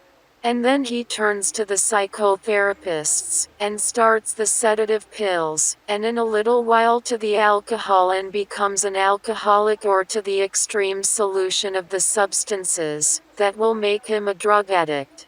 If by then he has not lost his mind, or has not already given the same end in his life. Inhumanity, sadism. People with black souls. Many times even a small and insignificant fact can reveal a toxic person with a black soul, to the point that you have to move away from him immediately because you are in danger. They are the ones who behave inhumanely, underestimate life and have no feelings inside them, except malice and hatred for others. They are demonized when they see around them the people who care and help others, without of course this preventing them from exploiting them to their advantage. They are the evil spirits that have poison in them. So if events like the following happen, do not ignore them. Get rid of these bad-tempered and toxic people right away, because they are plotting against you, no matter how close they are to you. At the right time they will hurt you. So such a man. 1. He walks on the street and sees an old woman, fallen down, alone and helpless, who extends her hand to him, saying, in a pleading tone, "Can you help me get up?" And receives the abrupt response from him, "Not now, I'm in a hurry." And walks away, without a second thought, with a quick step, leaving to her fate the unfortunate woman, who is struggling to get up from where she fell. 2. He knows that his relative, who has in fact benefited from him repeatedly, is in urgent need of help. But he pretends not to understand, and leaves him helpless, with funny pretexts, or even so, coldly, without any excuse. 3. They have a mouth. They identify weaknesses, needs, bad psychological states, serious illnesses of others, etc., and in every situation, they launch them, talking to them, like I was poisoning her, to hurt them and satisfy the demon they have inside them. So they can make others, even commit suicide, or cause crying and despair to someone seriously ill, and lead them to premature death, enjoying their wickedness. I'm sure this list can be supplemented with dozens of other cases, from those who have met such people in their lives, unless you are one of these people, so this article is a unique opportunity for you to realize this, forgetting that. It's all others' fault. Do a deep introspection, and change your lifestyle, permanently and irrevocably. Otherwise the future for you will be to completely isolate yourself from others, in order to do them as little harm as possible, with the result that you will eventually end up in a madhouse, prison, or suicide, when the fear of God overtakes you. Evil. Signs that the person in front of you is bad-tempered. Usually a glance or a chat is enough. However, if you see any of the following signs in someone, it means that he has long left goodness behind. Needless to say, you should avoid such people, as the devil avoids incense.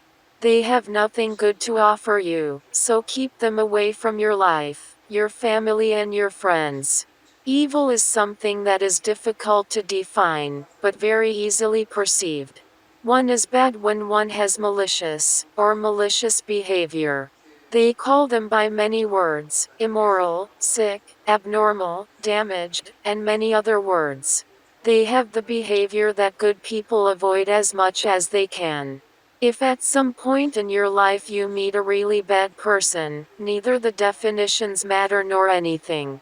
You will understand him as soon as you see him. You will meet him everywhere, in the supermarket, at church, at the cinema, at a play or at a friend's house. The warning signs that a person is malicious are many. He enjoys the misery of others. Your misfortune is his luck. Your failure, his success.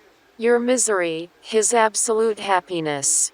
Such people enjoy watching you suffer and ache. They delight in the evil that can happen to their fellow man and live thanks to your own misfortunes. Such people are dangerous because they are capable of hurting you, just for the pleasure they get from it. It is important to separate these people, and remove them from your life, before horrible things start happening to you and those around you. It has serious control issues. Bad people have this in common: they want to control others. They cannot control their own lives, so they try to control others. They do not trust anyone, they are obsessive and liars.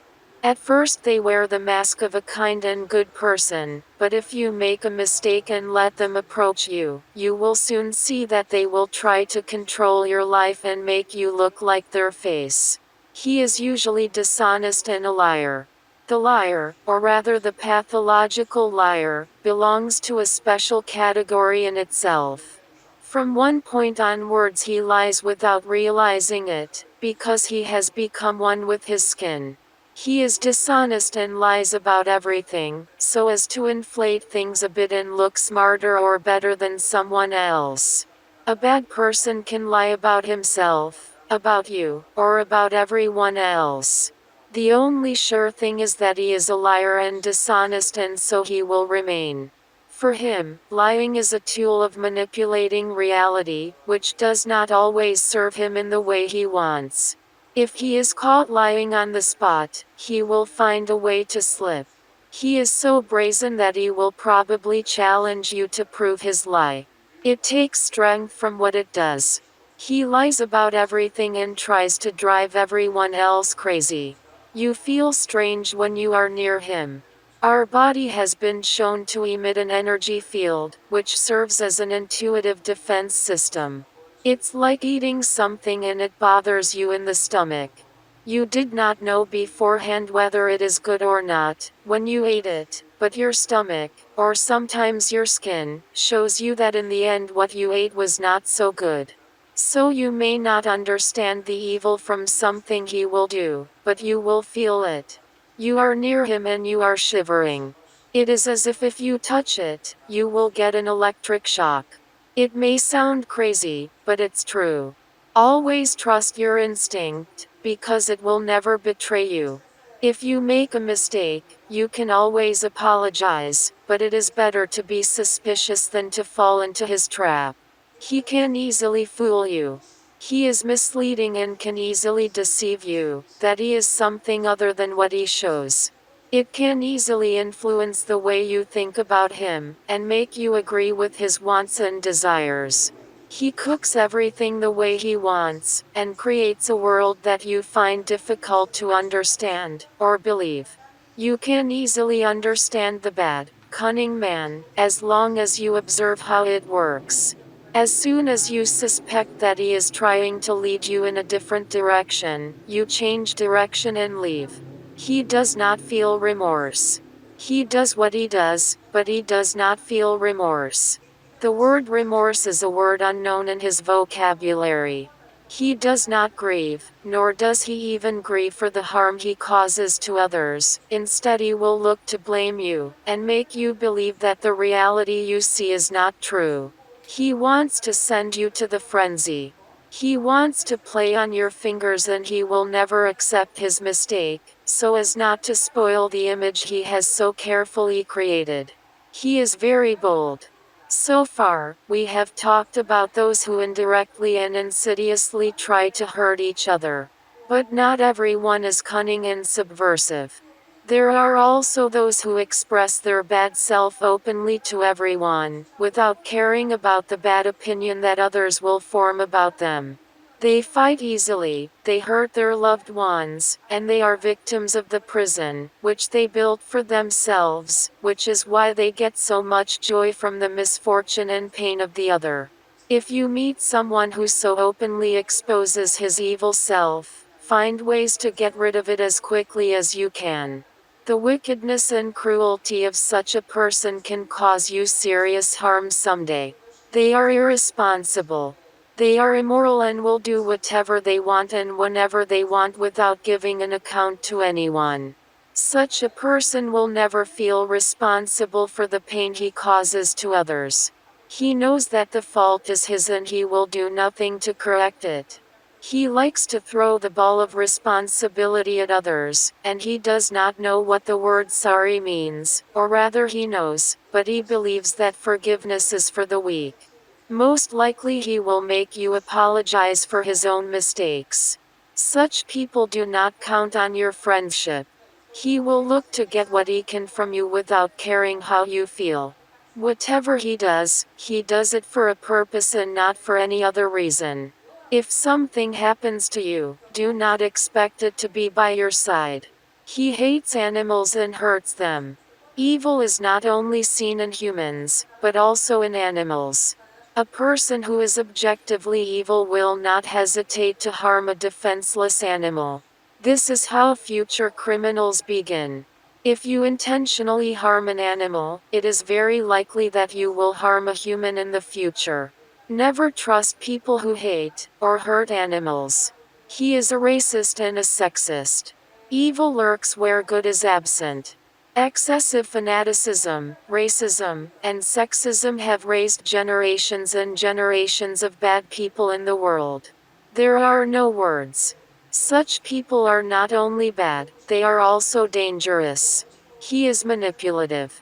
They are two-faced with divided personalities.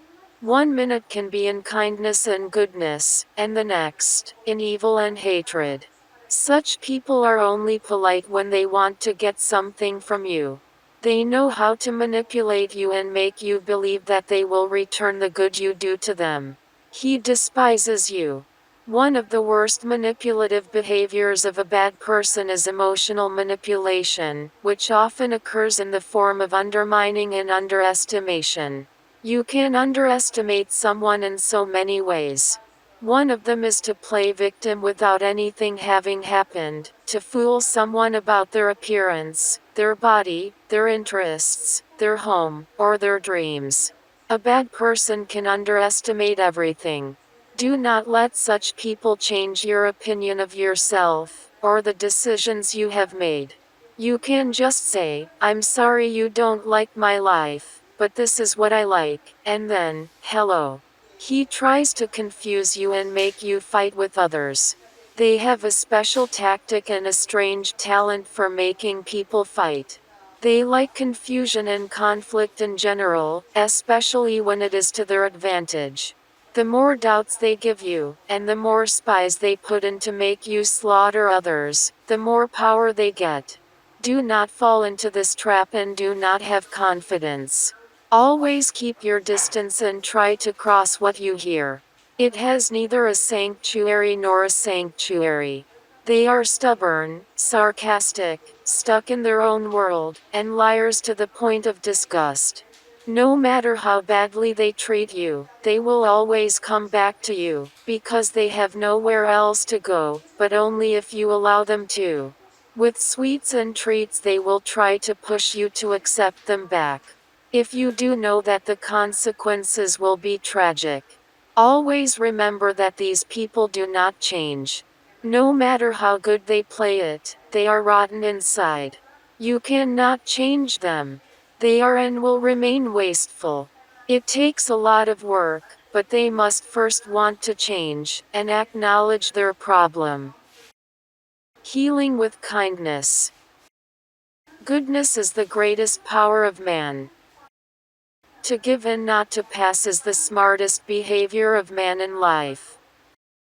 Behaving in this way and enjoying it, without expecting anything in return, is what they call happiness, fullness, joy. Then you really enjoy life and what you need to live. They will find you on their own. Then you will sleep at night quiet and peaceful, without pills and hypnotics. Then you will not have any worries about the future because you will not expect to get anything. Then all your misfortunes in life will pass their true dimension, will last as long as the event, and you will not have self-pity. Then there will be neither past nor future for you, except the here and the now. Then you will have disappeared within you the greatest beast that devours and destroys man, egoism. Third section. The great scientists talk about God. Plato. God always measures. God created the world in divine harmony, as expressed by the musical scale. Nicolaus Copernicus, 1473 to 1543. Priest, supporter of the heliocentric system. Astronomy is the pinnacle of all spiritual arts and should be considered the most noble occupation of the free man, of all branches of mathematics.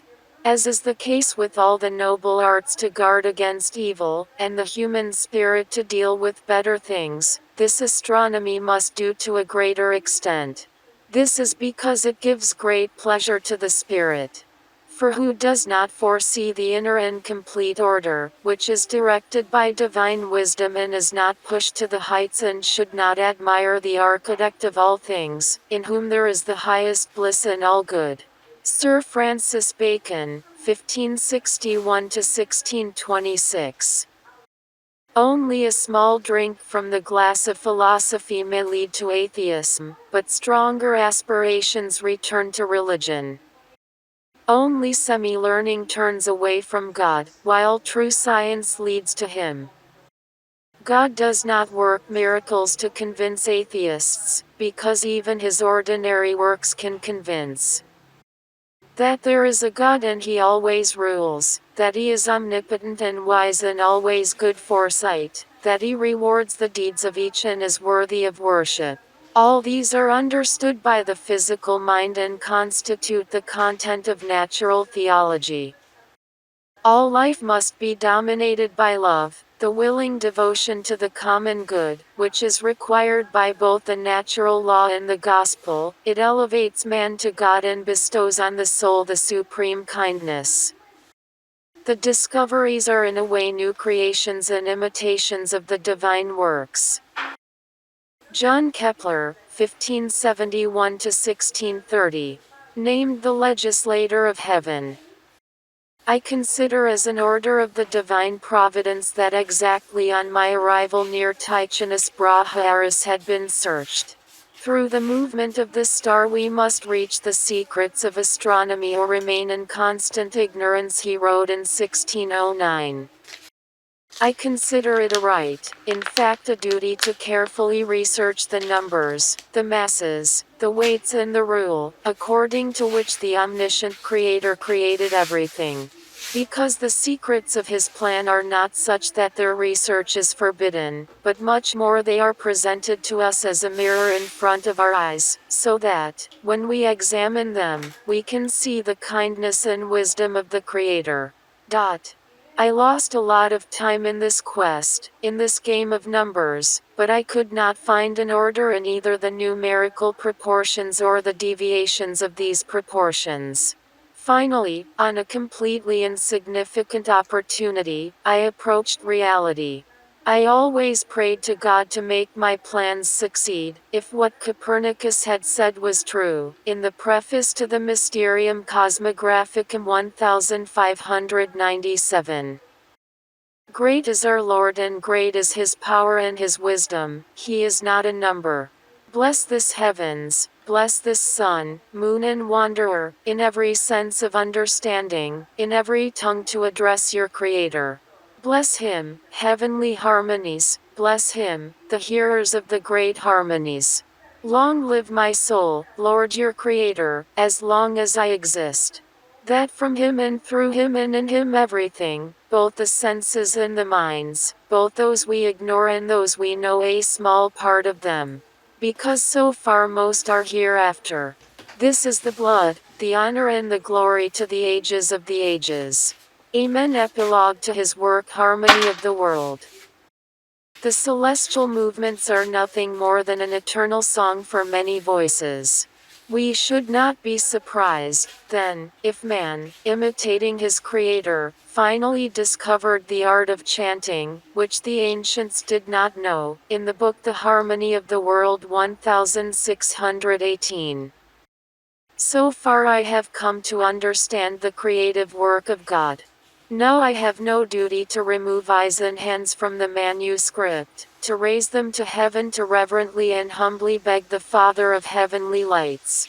You, who arouse in us the desire for the natural light of knowledge, you, who turn us to the light of the stars, to help us and lead us to the state of your glory. I thank you, my Lord God, because you rejuvenate me through your wonderful works and because I rejoice in the works of your hands. I am a Christian, I was taught the faith by my parents. I embraced her, constantly researching her foundations with daily questions, and I hold on to her. I never learned to pretend. I take faith seriously and I do not play with it. Letter of 1598. We are all, and even I, ephemeral. I, indeed, hasten to publish these as soon as possible, to the glory of God, through whomever wants from the book of nature to know himself. The more others want to build on them after that, the happier I will be. I will not envy at all. These were voiced to God. I have this certain opinion. I wanted to be a theologian. I am very sorry about that. But behold, God is glorified in astronomy by me. Finally, after Peter, I exclaim, it came out of me that I am a sinner. Letter to Maestlin. To succeed, so that the faith in the creation of things is fixed with this external support, so that the nature of the creative mind becomes known and his inexhaustible wisdom proves to us every day.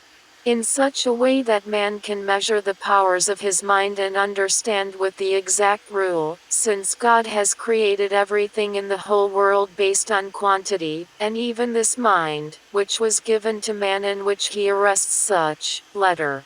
When I work in creation, it is like touching God with my hands. Astronomers as priests of God in the book of science, must firmly keep in mind not the glory of their own reason, but above all else the glory of God. Letter to Herwart. If the mind is stripped of the ideas of the divine things, it ends up in simple denials. My desire is to be able to discern God, whom I find everywhere in the external world, in the same way and within myself. In World History of Culture, W. Durant, Volume Z, pp. 658, 659. Astronomy has an illegitimate daughter, astrology, but she has to feed her mother. Astrology is the baby, fool, daughter of the respected and cognitive mother of astronomy. When I lived I counted the heavens, now the deserts are dark. The Spirit came from God, the black earth does not overshadow it. Inscription on his tomb, which he wrote himself. Galileo, 1564 to 1642. The uncle architect first created the sun and placed it in a permanent position, then he did not form the planets in space and let them from their position to carry around the attractive sun. Thus the planet falls while, each of them, from such a movement and gave a circular orbit. I must tell you something I heard from a famous ecclesiastical man of my day, Cardinal Baron. The Holy Spirit intends to teach us how one goes to heaven, not how the heavens move. Philosophy is written in this great book, which is constantly before our eyes, I mean the universe, but we cannot understand it, if we do not first learn the language and if we do not grasp the characters with whom it is written.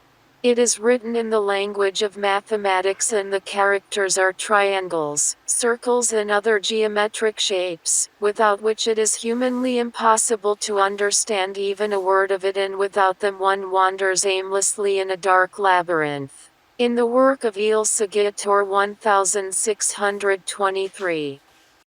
I tend to believe that the authority of the Bible is to convince people of these truths, which are necessary for their salvation and which, far from being understood by man, cannot be trusted with every learning or any other means than by revelation from the Holy Spirit.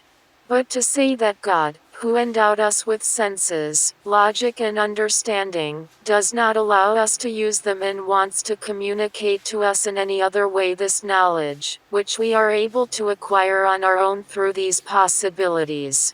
This seems impossible to me to believe, especially with regard to those sciences, for which the Bible contains few passages and varied conclusions. And this is exactly what is happening with astronomy, about which so little is mentioned, that even the planets are not all listed. Letter to Castelli. I do not feel compelled to believe that the very God who endowed us with intellect, reason and intellect wanted to give up its use. World History of Culture, Will Durant Volume ZP 666.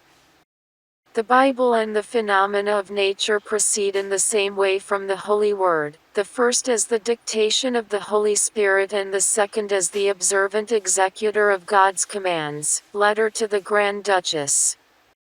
After the destruction of his sight in 1638, this universe, which I have traveled through 1,000 times, is now confined to the minimum space of my body.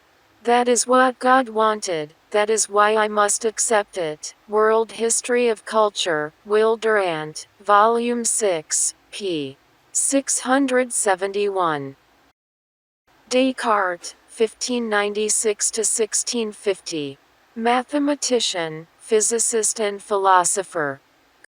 From the fact that I exist and have the representation of a being of perfection, I deduce very actively, clearly, the existence of God.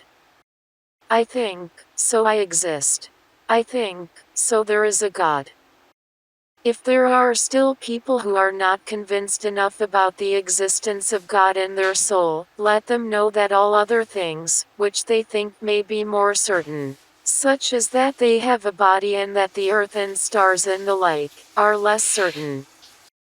When God created me, He put this idea in me, so that it would be like the mark of the Creator, engraved on His work. Lo, I want to examine, if I myself, who have this idea of God, could I exist, if there was no God?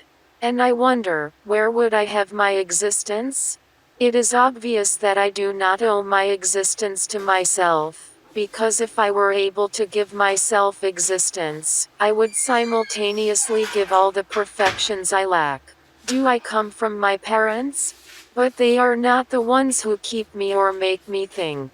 If I continue to think like this, from cause to cause, I will find the last cause, and this cause is God.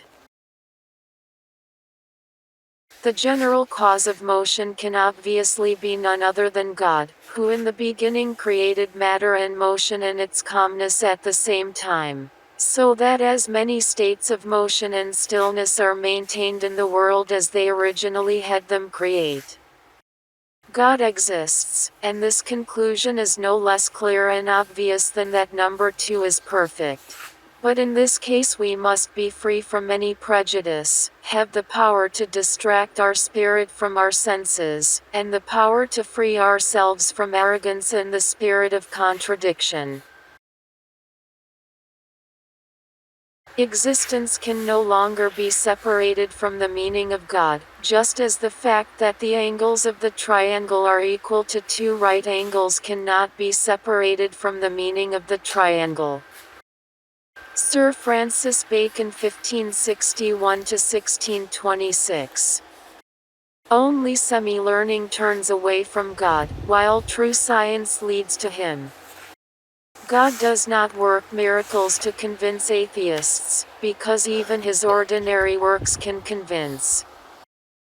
Pascal Blasius, Blaise Pascal 1623–1662. Great mathematician and philosopher.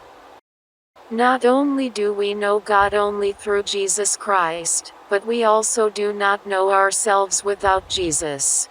We do not know life, death, except through Jesus. Far from Jesus we know neither what our life is, nor death, nor God, nor ourselves. Without the Bible, which has Jesus Christ as its object, we know nothing and see nothing but darkness and confusion in the nature of God and in our own nature. No one is as happy as the true Christian, neither rational, nor virtuous, nor beloved. I raise my hands to my Redeemer, who after prophesying for 4,000 years, came to die and die for me on earth, in the time and under the conditions they had prophesied, and by His grace I await death in peace, in the hope that I will unite with Him forever. But I still live with joy, either in the goods that He is pleased to give me, or in the unpleasant that He sends me for my good and that He taught me to suffer by His example. Quotation mark. Nature presents perfections, to show that it is an image of God, and defects, to show that it is only an image of God. Thoughts, 416, page 162, Castanedis Publications. Boyle, R. Boyle, 1627–1691. The father of analytical chemistry. The Gospel indeed contains and develops the whole mystery of the redemption of man, as much as it is necessary to know in order to be saved. All the books of the world, even the best among them, compared to the Bible, are but planets, having all their light and all their splendor from the sun. The general view of things is done with the light of nature and is perfected by the information of the Scriptures. No matter how wonderful art God has displayed throughout the universe, the eyes that stubbornly close and the insult cannot understand it by not judging worthily what they see. Animals live in the world and enjoy it. Man, if he wants to do something more, must study it and spiritualize it. God having infinite knowledge and being the creator of our reason, it is impossible to assume that he forces us to admit contradictions.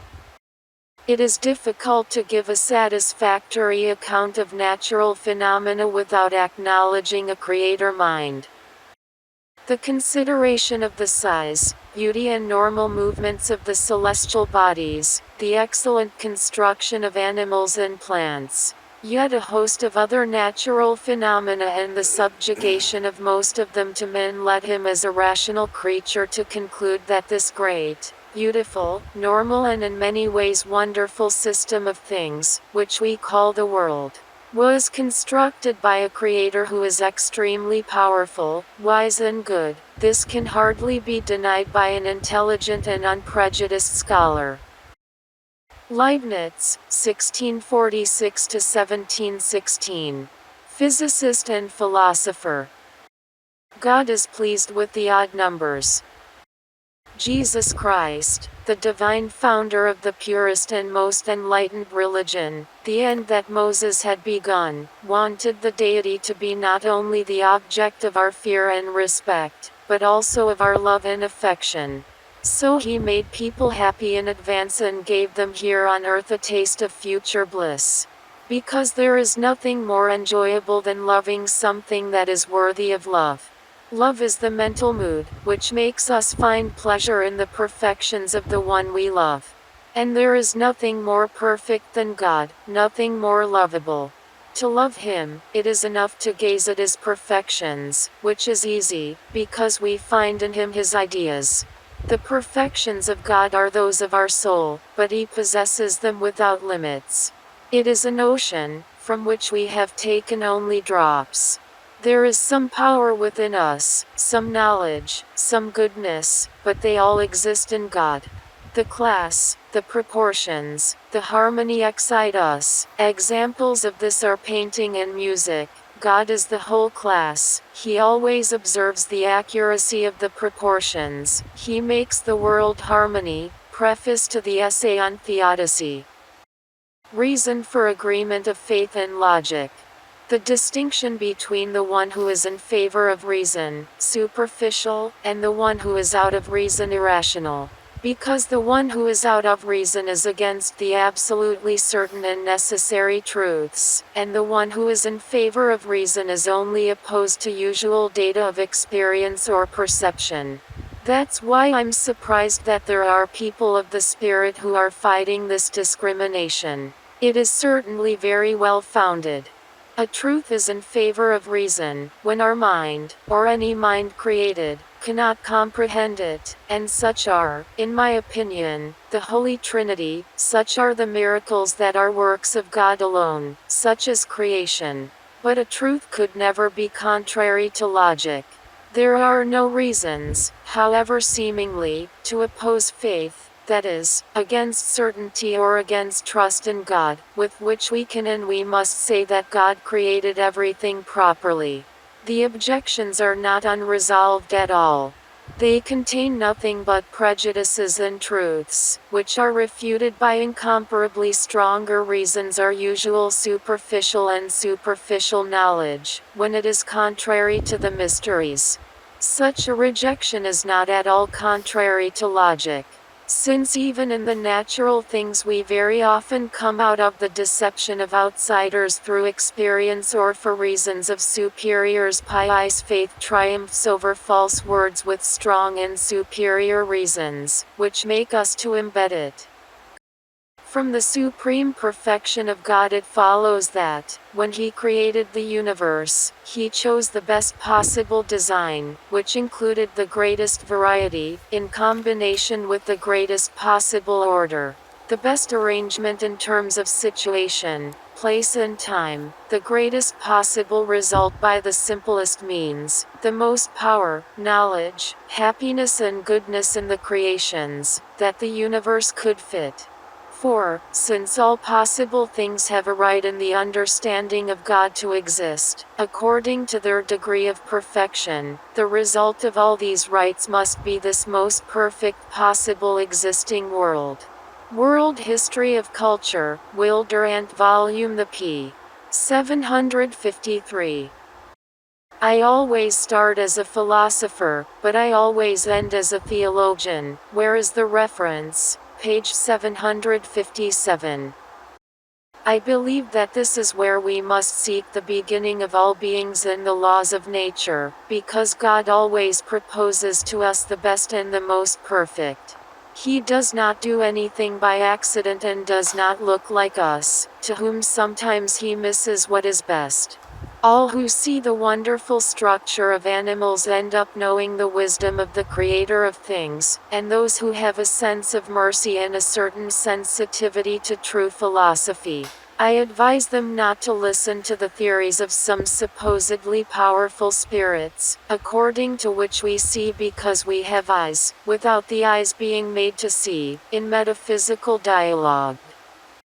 And God is a craftsman, who has sufficient skills to create a machine 1,000 times more intelligent than that of our body, without using anything other than some fairly simple liquid, which will have been created so that the ordinary laws of nature in order to develop it properly, in order to produce such a wonderful result. But it is also true that this would not have happened if the Creator of nature had not been God.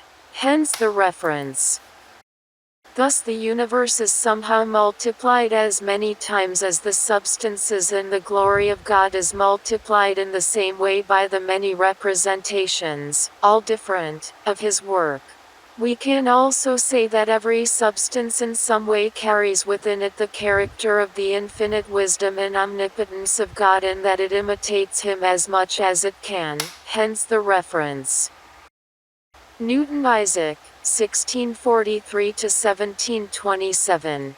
The father of physics and celestial engineering. He is blind who does not immediately see in the excellent and wisest order of beings, the infinite wisdom and goodness of the Almighty Creator, and a baby, equals fool, he who does not confess. God rules all things and knows all things, that exist and those that can exist. He is present in all places. He is more capable with the will to move bodies through his unlimited and uniform sense, and through of this way of shaping and reshaping the parts of the universe. Even though we can move the parts of our own body by our own will, in his work Optics. For it was God who created them, the people, to put them in order. And, since he did so, it is not philosophical to look for any other origin of the universe or to pretend that it arose from chaos with the laws of nature alone, in his work Optics. This extremely beautiful system of the sun, of the planets and comets, can only come from the thought and domination of a thoughtful and omnipotent being. And if the fixed stars are the centers of other, similar systems, then all these, having been created by a wise counselor, must be subject to the dominion of the one Avto. This being rules everything, not as the soul of the world, but as Lord over all. God is omnipotent and omnipresent, and through his existence everywhere and always creates time and space, in the work Principia. It certainly belongs to natural philosophy, to deal with God from the phenomena of nature, in the work Principia. The universe exists. By its very existence it is presented as a miraculous event, which presupposes an infinite power within it. A whole larger than any part. One unit I kept and composed all the worlds in one. The miracle does not consist in the lack of connecting links from cause to cause, but in the very existence of the chain of phenomena. This is the bottomless mystery, the indisputable miracle we know, which leads us to the attributes of God, in the work of Principia Ancient. In the normal motion of the planets and their satellites, in their direction, in their plan, in the degree of velocity of each of them, there is the seal of some purpose or the testimony of the energy of a cause. which is neither blind nor accidental, but extremely skilled in engineering and geometry. Do not doubt it. It is absurd to assume that blind need dominates the universe, because blind need, always the same, cannot produce the variety of things. It's certain that the present motions of the planets cannot come from the energy of gravity alone. In this regard, one can say that God was always present during the creation of the world and gave him a certain order. Indeed, God chose the most perfect world, that is, the one which at the same time presented the greatest simplicity and with the conditions of richer phenomena in it, such as would have a geometric line, which would be easily constructed and whose properties would be many and admirable. With this analogy, I do not want to present an image of divine wisdom, which cannot be fully described, and to indicate what our spirit can offer to this great truth. The notion that the world is a giant machine, which proceeds without the intervention of God, like a clock that continues to work without the watchmaker's contribution, is the notion of materialism and fatalism, and tends, under the pretext that it makes God a supernatural intellect, to actually exclude divine providence and God's sovereignty in the world. I do not know how I might look in the world, but I see myself as a child, playing on the beach and having fun, sometimes finding a smoother pebble or a shell more beautiful than usual, while the great ocean of truth stretches completely unexplored in front of me. If I saw farther than other men, it was because I stood on the shoulders of giants. Physics, beware of metaphysics. Here lies Isaac Newton, who with his great spirit explored planets, the orbits of comets, the floods of the sea. He was the first to analyze the light rays, and the colors gave exquisite images. He also studied ancient writings of nature, and diligently entered the Holy Scriptures. With life, his works showed us the way, how to honor the divine forger, faithful to the gospel, a holy book. Joy to the mortal race to have such ornaments. Inscription on Newton's tomb. Benjamin Franklin, 1706 to 1790. Inventor of the lightning rod and American politician. With God's help, I was brought during the long period of my life in such a way that no one has the right to say, Benjamin Franklin wronged me. We lost a parent, an invaluable and beloved friend. But this is the will of God, our bodies to be rejected when the soul is about to enter into real life. Our existence on earth just deserves the name life Lepion, so why not rejoice, when a new person is called to eternity, to become a member of the happy society of the immortals. Here lies the body of Benjamin Franklin, a printer, like the cover of an old book, with torn leaves, erased letters and gilding, north of the worms. But the text of the book will not be lost, because it will appear, as he believes, in a new edition, more beautiful, corrected and revised by the poet, words on his tombstone which he wrote himself. I advise you to cultivate your acquaintance with the Bible and to believe ruthlessly in its teachings. That's your safe haven. Gentlemen, let us pray. I have reached an old age, and the longer I live, the clearer I see that the cause of mankind is directed by God. How can a country be sustained and strengthened without His help? The Bible assures us that if the Lord did not build a house, the builders toiled in vain. Herschel B. Herschel William, 1738 to 1822. Astronomer who discovered many planetary satellites. The wider the field of science, the more numerous the proofs of the existence of an omnipotent creative panpsychy.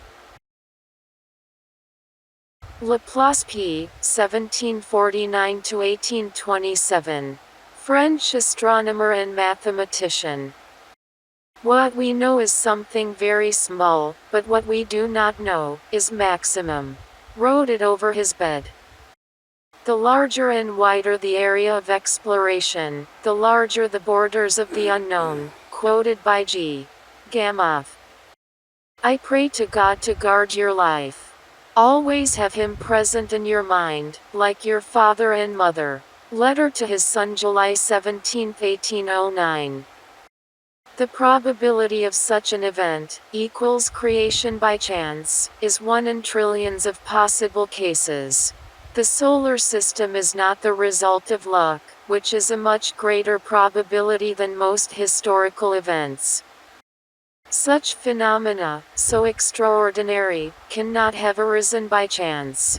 Mathematically calculating their probability, we find that this probability is 1 in at least 200 trillion possible cases. So these are not the result of luck, which is a much higher probability than most historical events that no one doubts. We must therefore believe, at least with the same conviction, that some cause directed the motions of the planets. Exposition du Système du Monde, 1796 p. 449. Davy Humphrey, 1778–1829. Great English chemist and physicist, the father of electrochemistry. In my youth I was a skeptic. And I think this is the case with most young people who have studied and talked a little bit and are used to putting some mathematical rigor into their way of thinking. But by observing the nature of the mental qualities of animals in comparison with those of man, and by examining the wonders of instinct, I became faithful. One day the idea came to me that instinct has been replaced in man by the energy of God in our souls, and with this belief faith was further strengthened. The true chemist sees the energy of God in all the various forms of the external world. I do not envy anyone for any gift of heart or mind, whether it is called genius or ability and imagination. But if I were to choose, I would prefer the faith of a pious heart to all other gifts. It makes life a school of holiness, builds new hopes, and when all earthly hope is lost, it diffuses its bright rays onto the withering and destruction of earthly existence. Faith is what causes life from death and him among the ruins. It can make torture and the cross of obscenity heavenly guides to paradise, even where the man of the senses and the coward sees only darkness, destruction and despair. Faith can fill the spirit with the taste of a world of peace and of eternal joy, to which the phalanx of the victors and the blessed marches under palm trees and amaranths. J.B. Lamarck, 1744–1829. Man, if we consider only his body, could be descended from the higher apes, so-called humanoids, but his logic elevates him much higher than intelligent animals, gives him a special place and proves that its origin is different from that of animals. They said that nature is God. Strange thing. They confused between the watchmaker and the watchmaker, the workman and the craftsman. Of course this idea is consistent and has no depth. The power that created nature undoubtedly has no limits, it cannot submit to its will and is independent of any law. She alone can change her nature and her laws, she alone can annihilate them. Nature without being an intellect, without being a being, but a class of things that constitute a force everywhere subject to laws, nature, I say, is not God. It is the wonderful product of his omnipotent will. The man who studies the game of natural forces admires, say, the divine movements, because the will of God is expressed everywhere by the execution of the laws of nature, as long as these laws come from him. Gauss, K. Gauss, 1777–1855. According to some the greatest mathematician of all ages. There is in this world the enjoyment of the mind, which is satisfied in science, and the enjoyment of the heart, which relieves man from toil and suffering. But if the task of the Supreme Being is to bring creatures to life, to cultivate these pleasures, and to disappear after 80 or 90 years, the plan would be pitiful. Suppose the soul lived 80 or 90,000 years. If it was ever to disappear, this time is a simple moment, as it will finally pass. And yet our soul tends to immortality and infinity. From this one must accept the opinion in favor of which, in addition to the rigorous scientific foundation, so many other things argue, us. We will become shareholders of this world. I wish you well, my dear. The dream we call life must be sweeter to you. To be a foretaste of real life in our own homeland, in which the living spirit will not bring the chain of the body, the utensil of space, the scourge of earthly pains, and where it will not be pressed by the temptations of our smallest needs and desires. Let us carry the burden to the end with courage and without grumbling, without forgetting at all that highest purpose. We will be full of joy, when the last hours of our lives will mean, to lay down the burden, and we will see everything perishable leave us. Darwin Charles, 1809–1882. The question of whether there is a creator ruler of the universe is completely separate. And this question is answered in the affirmative by the great spirits who have lived through the centuries and on the origin of man. Both acts of Genesis, both of the species and of individuals, are, in exactly the same way, parts of that great logical sequence of events, which in no way can our spirit accept as result of blind luck, in the origin of man. More the forms are more and more beautiful and more admirable as a product of various forces, that were originally blown by the Creator in a few forms or only in one. The Origin of Species, Volume 2, p. 207. The issue of my religious beliefs is important only for me. But because you ask me, I answer that my views on this issue change many times. If one is to be called a theist, it depends on the meaning we give to the word. Pasteur Ludovicus, Pasteur L. 1822–1895. Great chemist and biologist. God wanted, through my persistent work, to add a little stone to the edifice of our knowledge on the deep mysteries of life and death. Letter to his Father.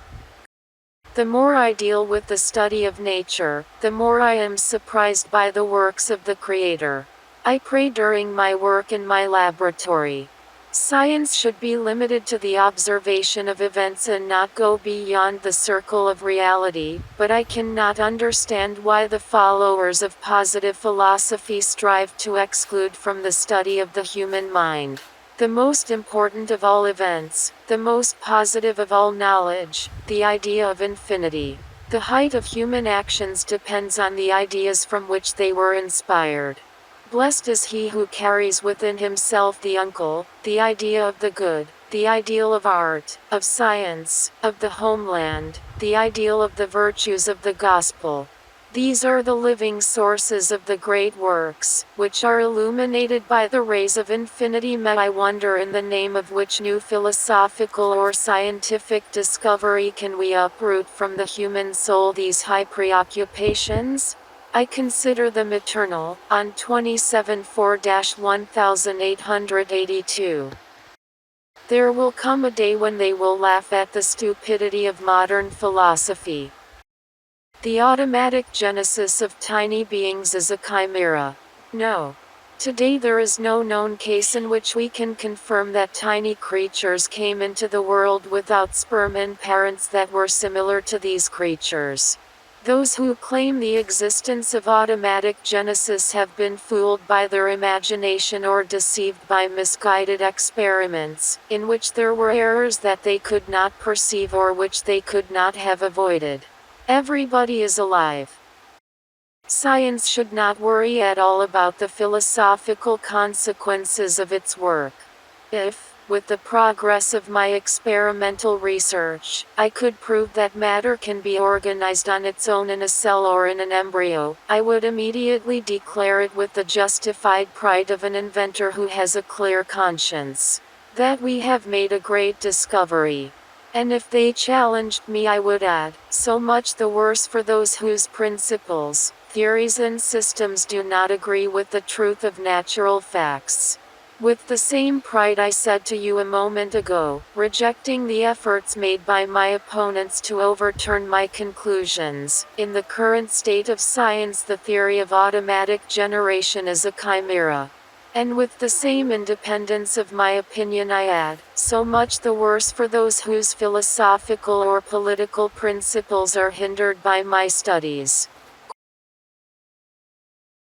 Science has neither religion nor homeland. Inscription about which Pasteur said, if science has neither religion nor homeland, but scientists have both religion and homeland.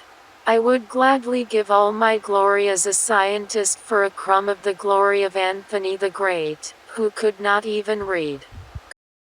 Thomas Edison, 1847 to 1931. American inventor and businessman. Among his best-known inventions are the microphone, the phonograph and the light bulb. We have not even begun to understand even 1% for 99% of anything. G. Marconi, 1874 to 1937. Nobel Prize 1909 for wireless telegraphy. Science alone cannot explain many things, and above all the greatest of all mysteries, the mystery of our existence. Who we are, where do we come from? For what purpose do we come to life? From the moment man began to think, he devoted himself to the research of these problems, and yet they remain unsolved to this day. I proudly declare that I am faithful. I believe in the power of prayer. I believe in this not only as a faithful Christian, but also as a scientist. Every man of science knows that there are mysteries unsolved. Only faith in a higher being, faith that demands our obedience, gives us the courage to bravely undertake the study of the secrets of life.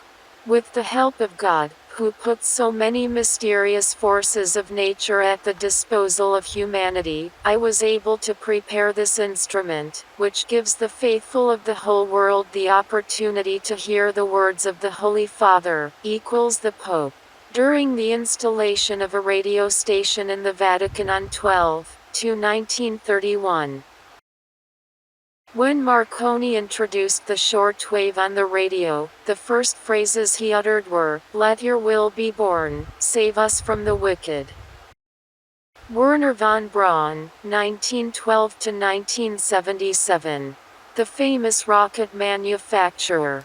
And this beautiful planet, the Earth, is as much a part of the kingdom of God as the vast expanses around us, like all the other stars and planets in the universe.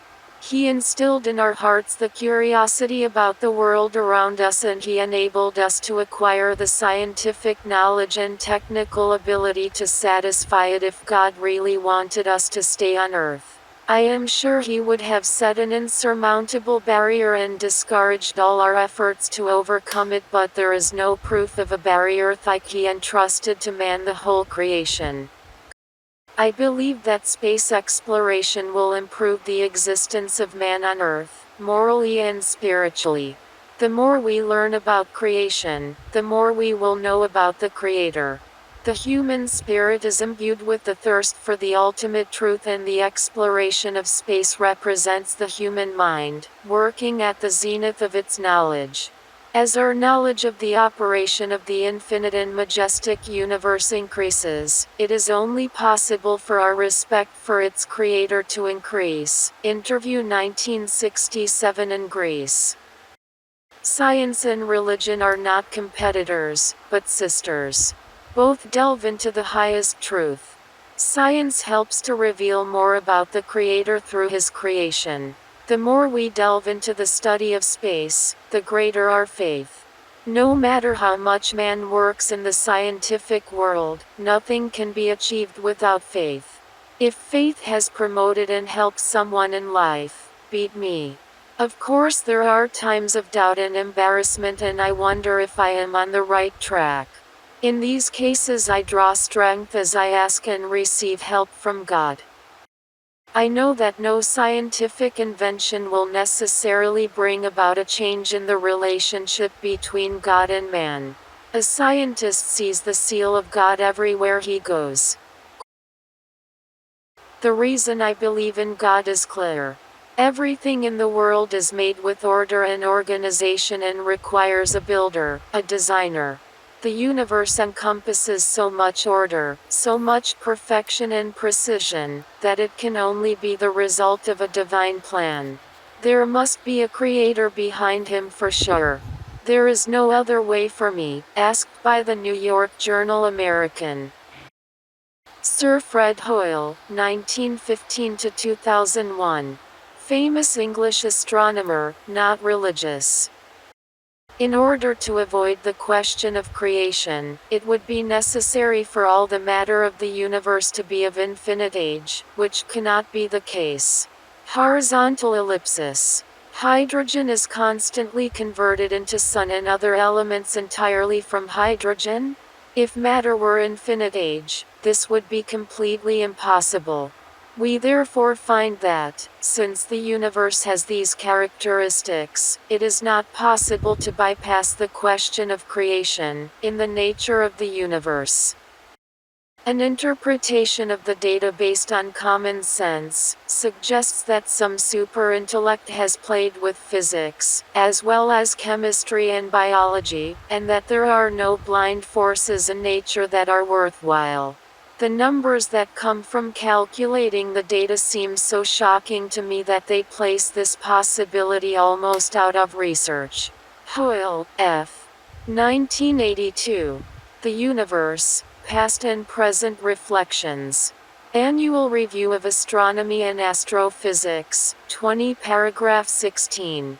I do not think there is a scientist who would investigate the evidence for the effects of the laws of nuclear physics on the formation of the interior of the stars, and would not conclude that they were intentionally designed. If so, then my seemingly random tricks are part of a deeper plan. If not, then we are back to the beginning of a monstrous sequence of random events cited in Barrow and Tipler, Principle, p. 22.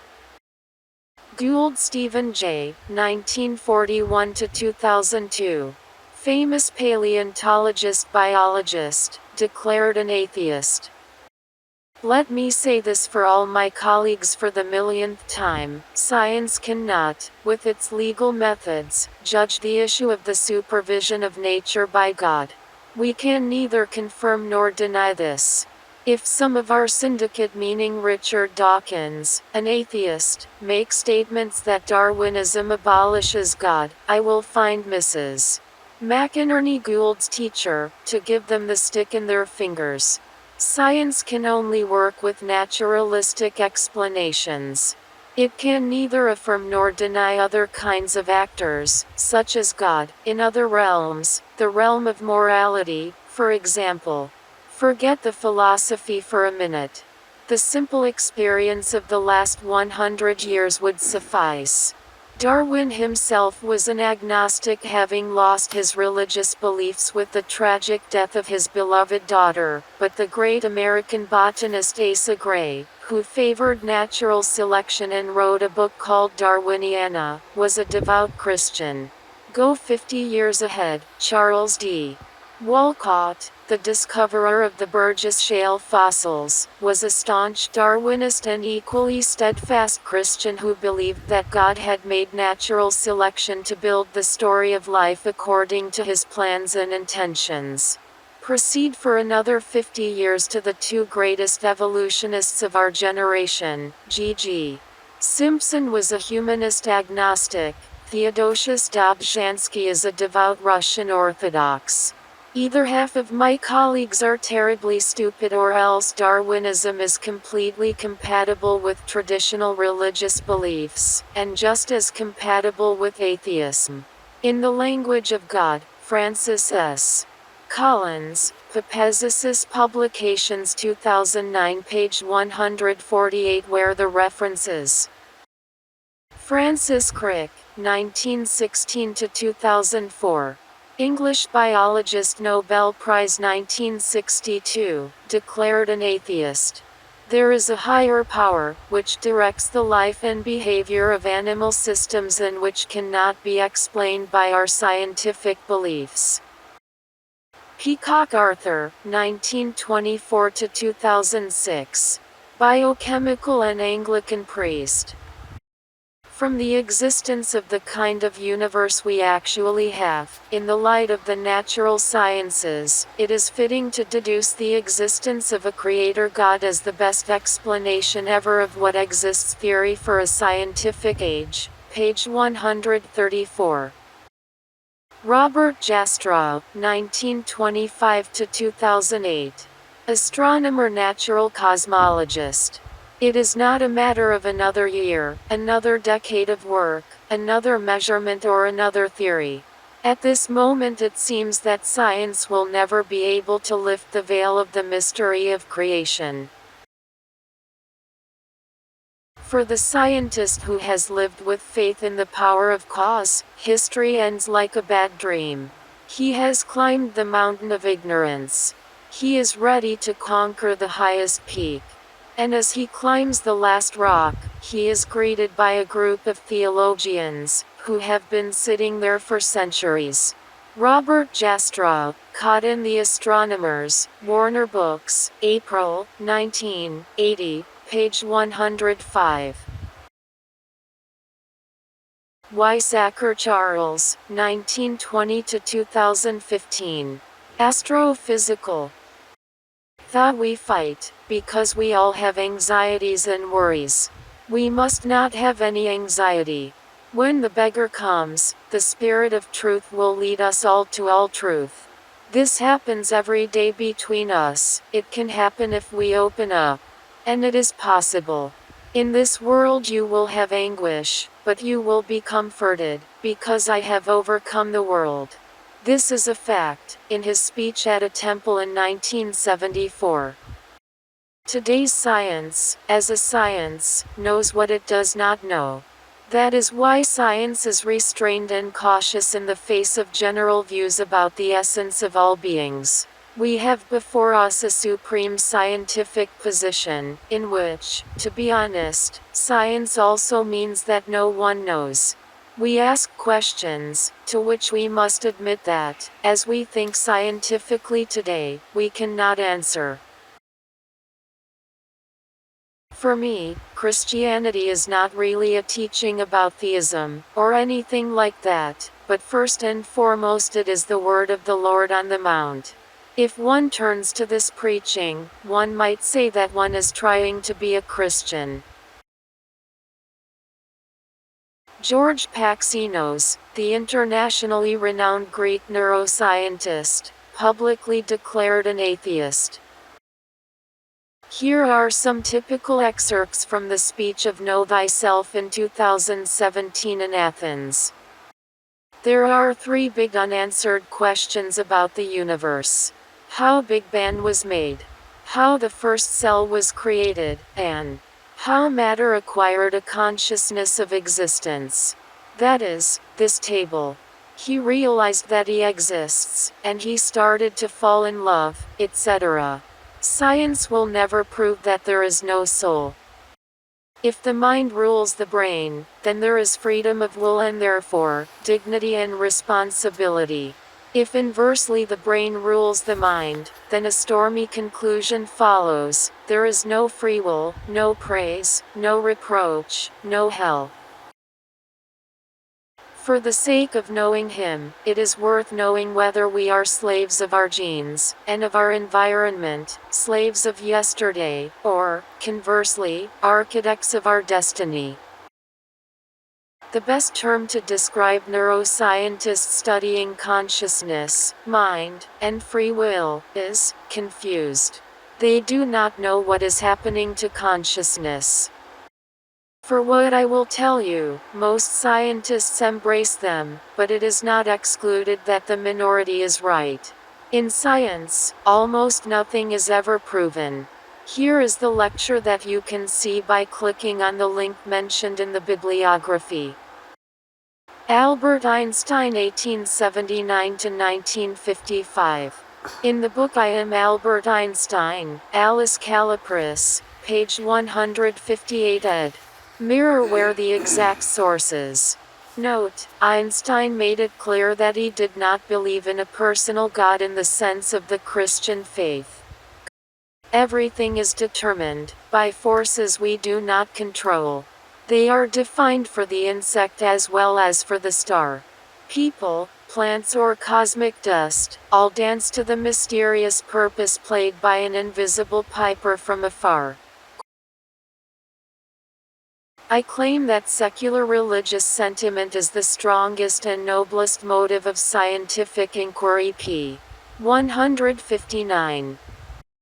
The scientist is possessed by a sense of universal causality. His religious feeling takes the form of ecstatic surprise in the face of the harmony of the natural world, where an intelligence so superior is revealed that, in comparison with it, the whole of systematic thought and action of human beings seem utterly insignificant. This feeling is unquestionably analogous to that which possessed the religious geniuses of all ages. Ibid. p. 161.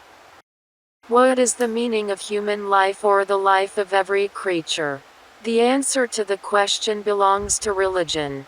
One may wonder, does it make sense to ask such a question?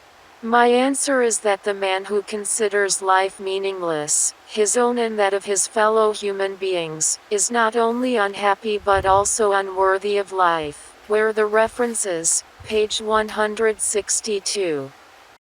Anyone who is seriously involved in science is convinced that in the laws of the universe a mind far superior to the human mind is manifested.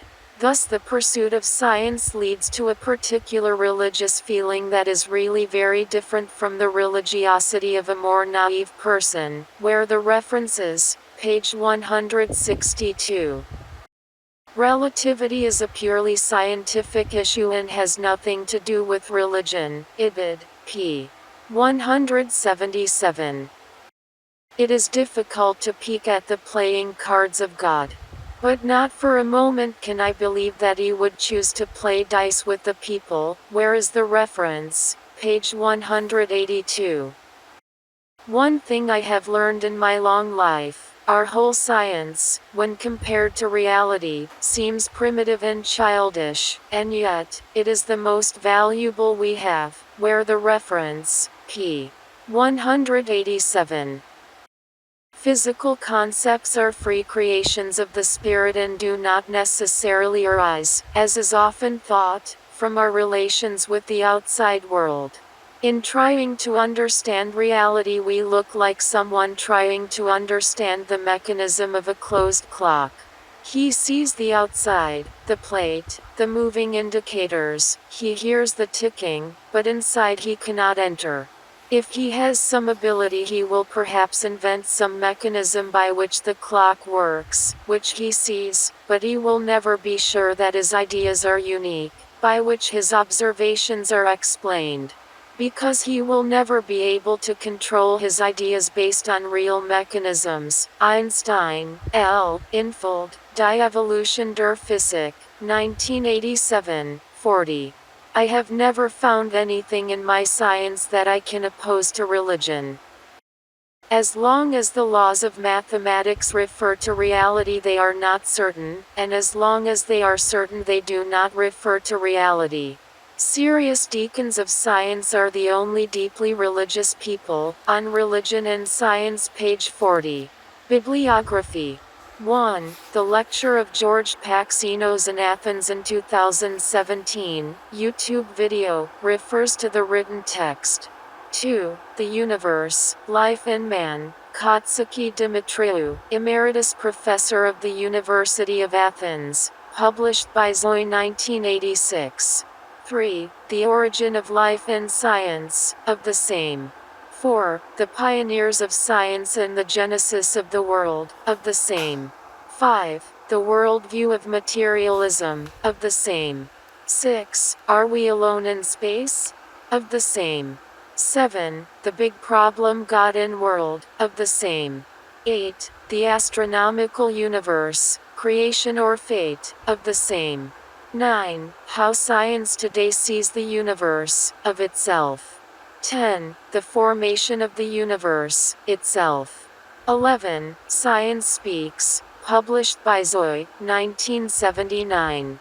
12. The Wise Speak About God, published by Zoe 1980. 13. The Sages Speak About Christianity, published by Zoe 1979. 14. The Wise Men Speak About the Soul, published by Zoe 1982. 15. The Great Ones in the Face of Pain, published by Zoe 1987. 16. Why I Am Not an Atheist, Giorgio Militi, published by Zoe 1994. 17. The Christian Faith in the Century of Science, N.P. Vasiliadis, published by O. Sotir 1982. 18. Beginning and End of the World, Cosmology and the Bible, Archimandrite Asteriou Hatzinikolaou, published by O. Sotir 2001. 19. The Man in the Universe, Archimandrite Asteriou Hatzinikolaou, published by The Savior 1996. 20. Darwin and the Theory of Evolution, N.P. Vasiliadis, published by O. Sotir 1995. 21. God and Religion in the Natural Sciences, Megazell. Ferrantis, Inoja, 2008. 22. I Am Albert Einstein. Alice Calipris, published by Catoptro 1998. 23. The Language of God, Francis S. Collins, published by Papezisis 2009. 24. Dawkins' Illusion, Alistair McGrath, Uranus 2008. 25. Pascal Blaise, Thoughts, published by Castanedas. 26. Science or God, J. Polkinghorne, published by Travelus. 27. Galileo in Prison, Myths About Science and Religion, edited by Ronald L.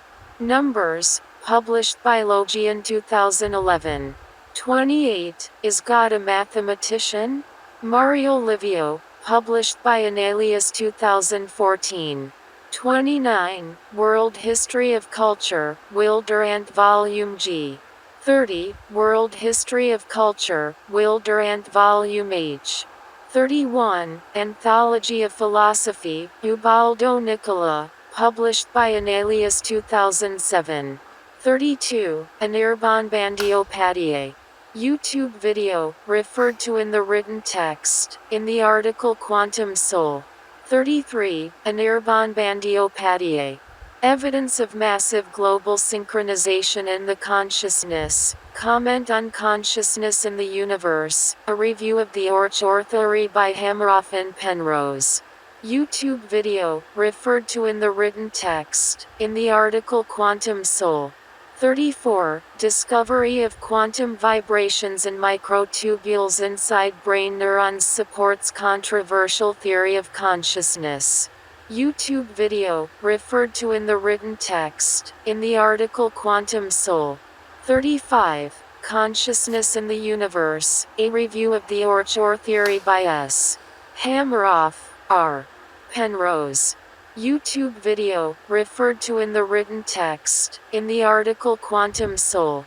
36. Or Orchestrated Objective Reduction. 5 YouTube videos, refer to the written text, in the article Quantum Soul. 37. Shadows of the Mind, a search for the missing science of consciousness. YouTube video, referred to in the written text, in the article Quantum Soul. 38. God and religious toleration afterlife. 2 YouTube videos refer to the written text in the article Quantum Soul. 39 Microtubules. YouTube video referred to in the written text in the article Quantum Soul. 40 Dr. Hans-Peter Duran Dr. Christian Hellweg. Scientists find hints for the immortality of the soul. YouTube video referred to in the written text in the article Quantum Soul. 41 Hammeroff, Stewart, and Roger Penrose. Consciousness in the Universe, a review of the Or theory. Physics of Life Reviews 11.1, 2014. 3978. 42 Sahu S, Ghosh S, Ghosh B, Aswani K, Hirata K, Fujita D, et al. Atomic Water Channel Controlling Remarkable Properties of a Single Brain. 43 Microtubule, Correlating Single Protein to its Supramolecular Assembly. Bioson's Bioelectron 2013. 47 141-8. 44 Sahu S, Ghosh S, Hirata K, Fujita D, Bandiopatia A. Multi-level memory switching properties of a single brain microtubule. APPL Phys.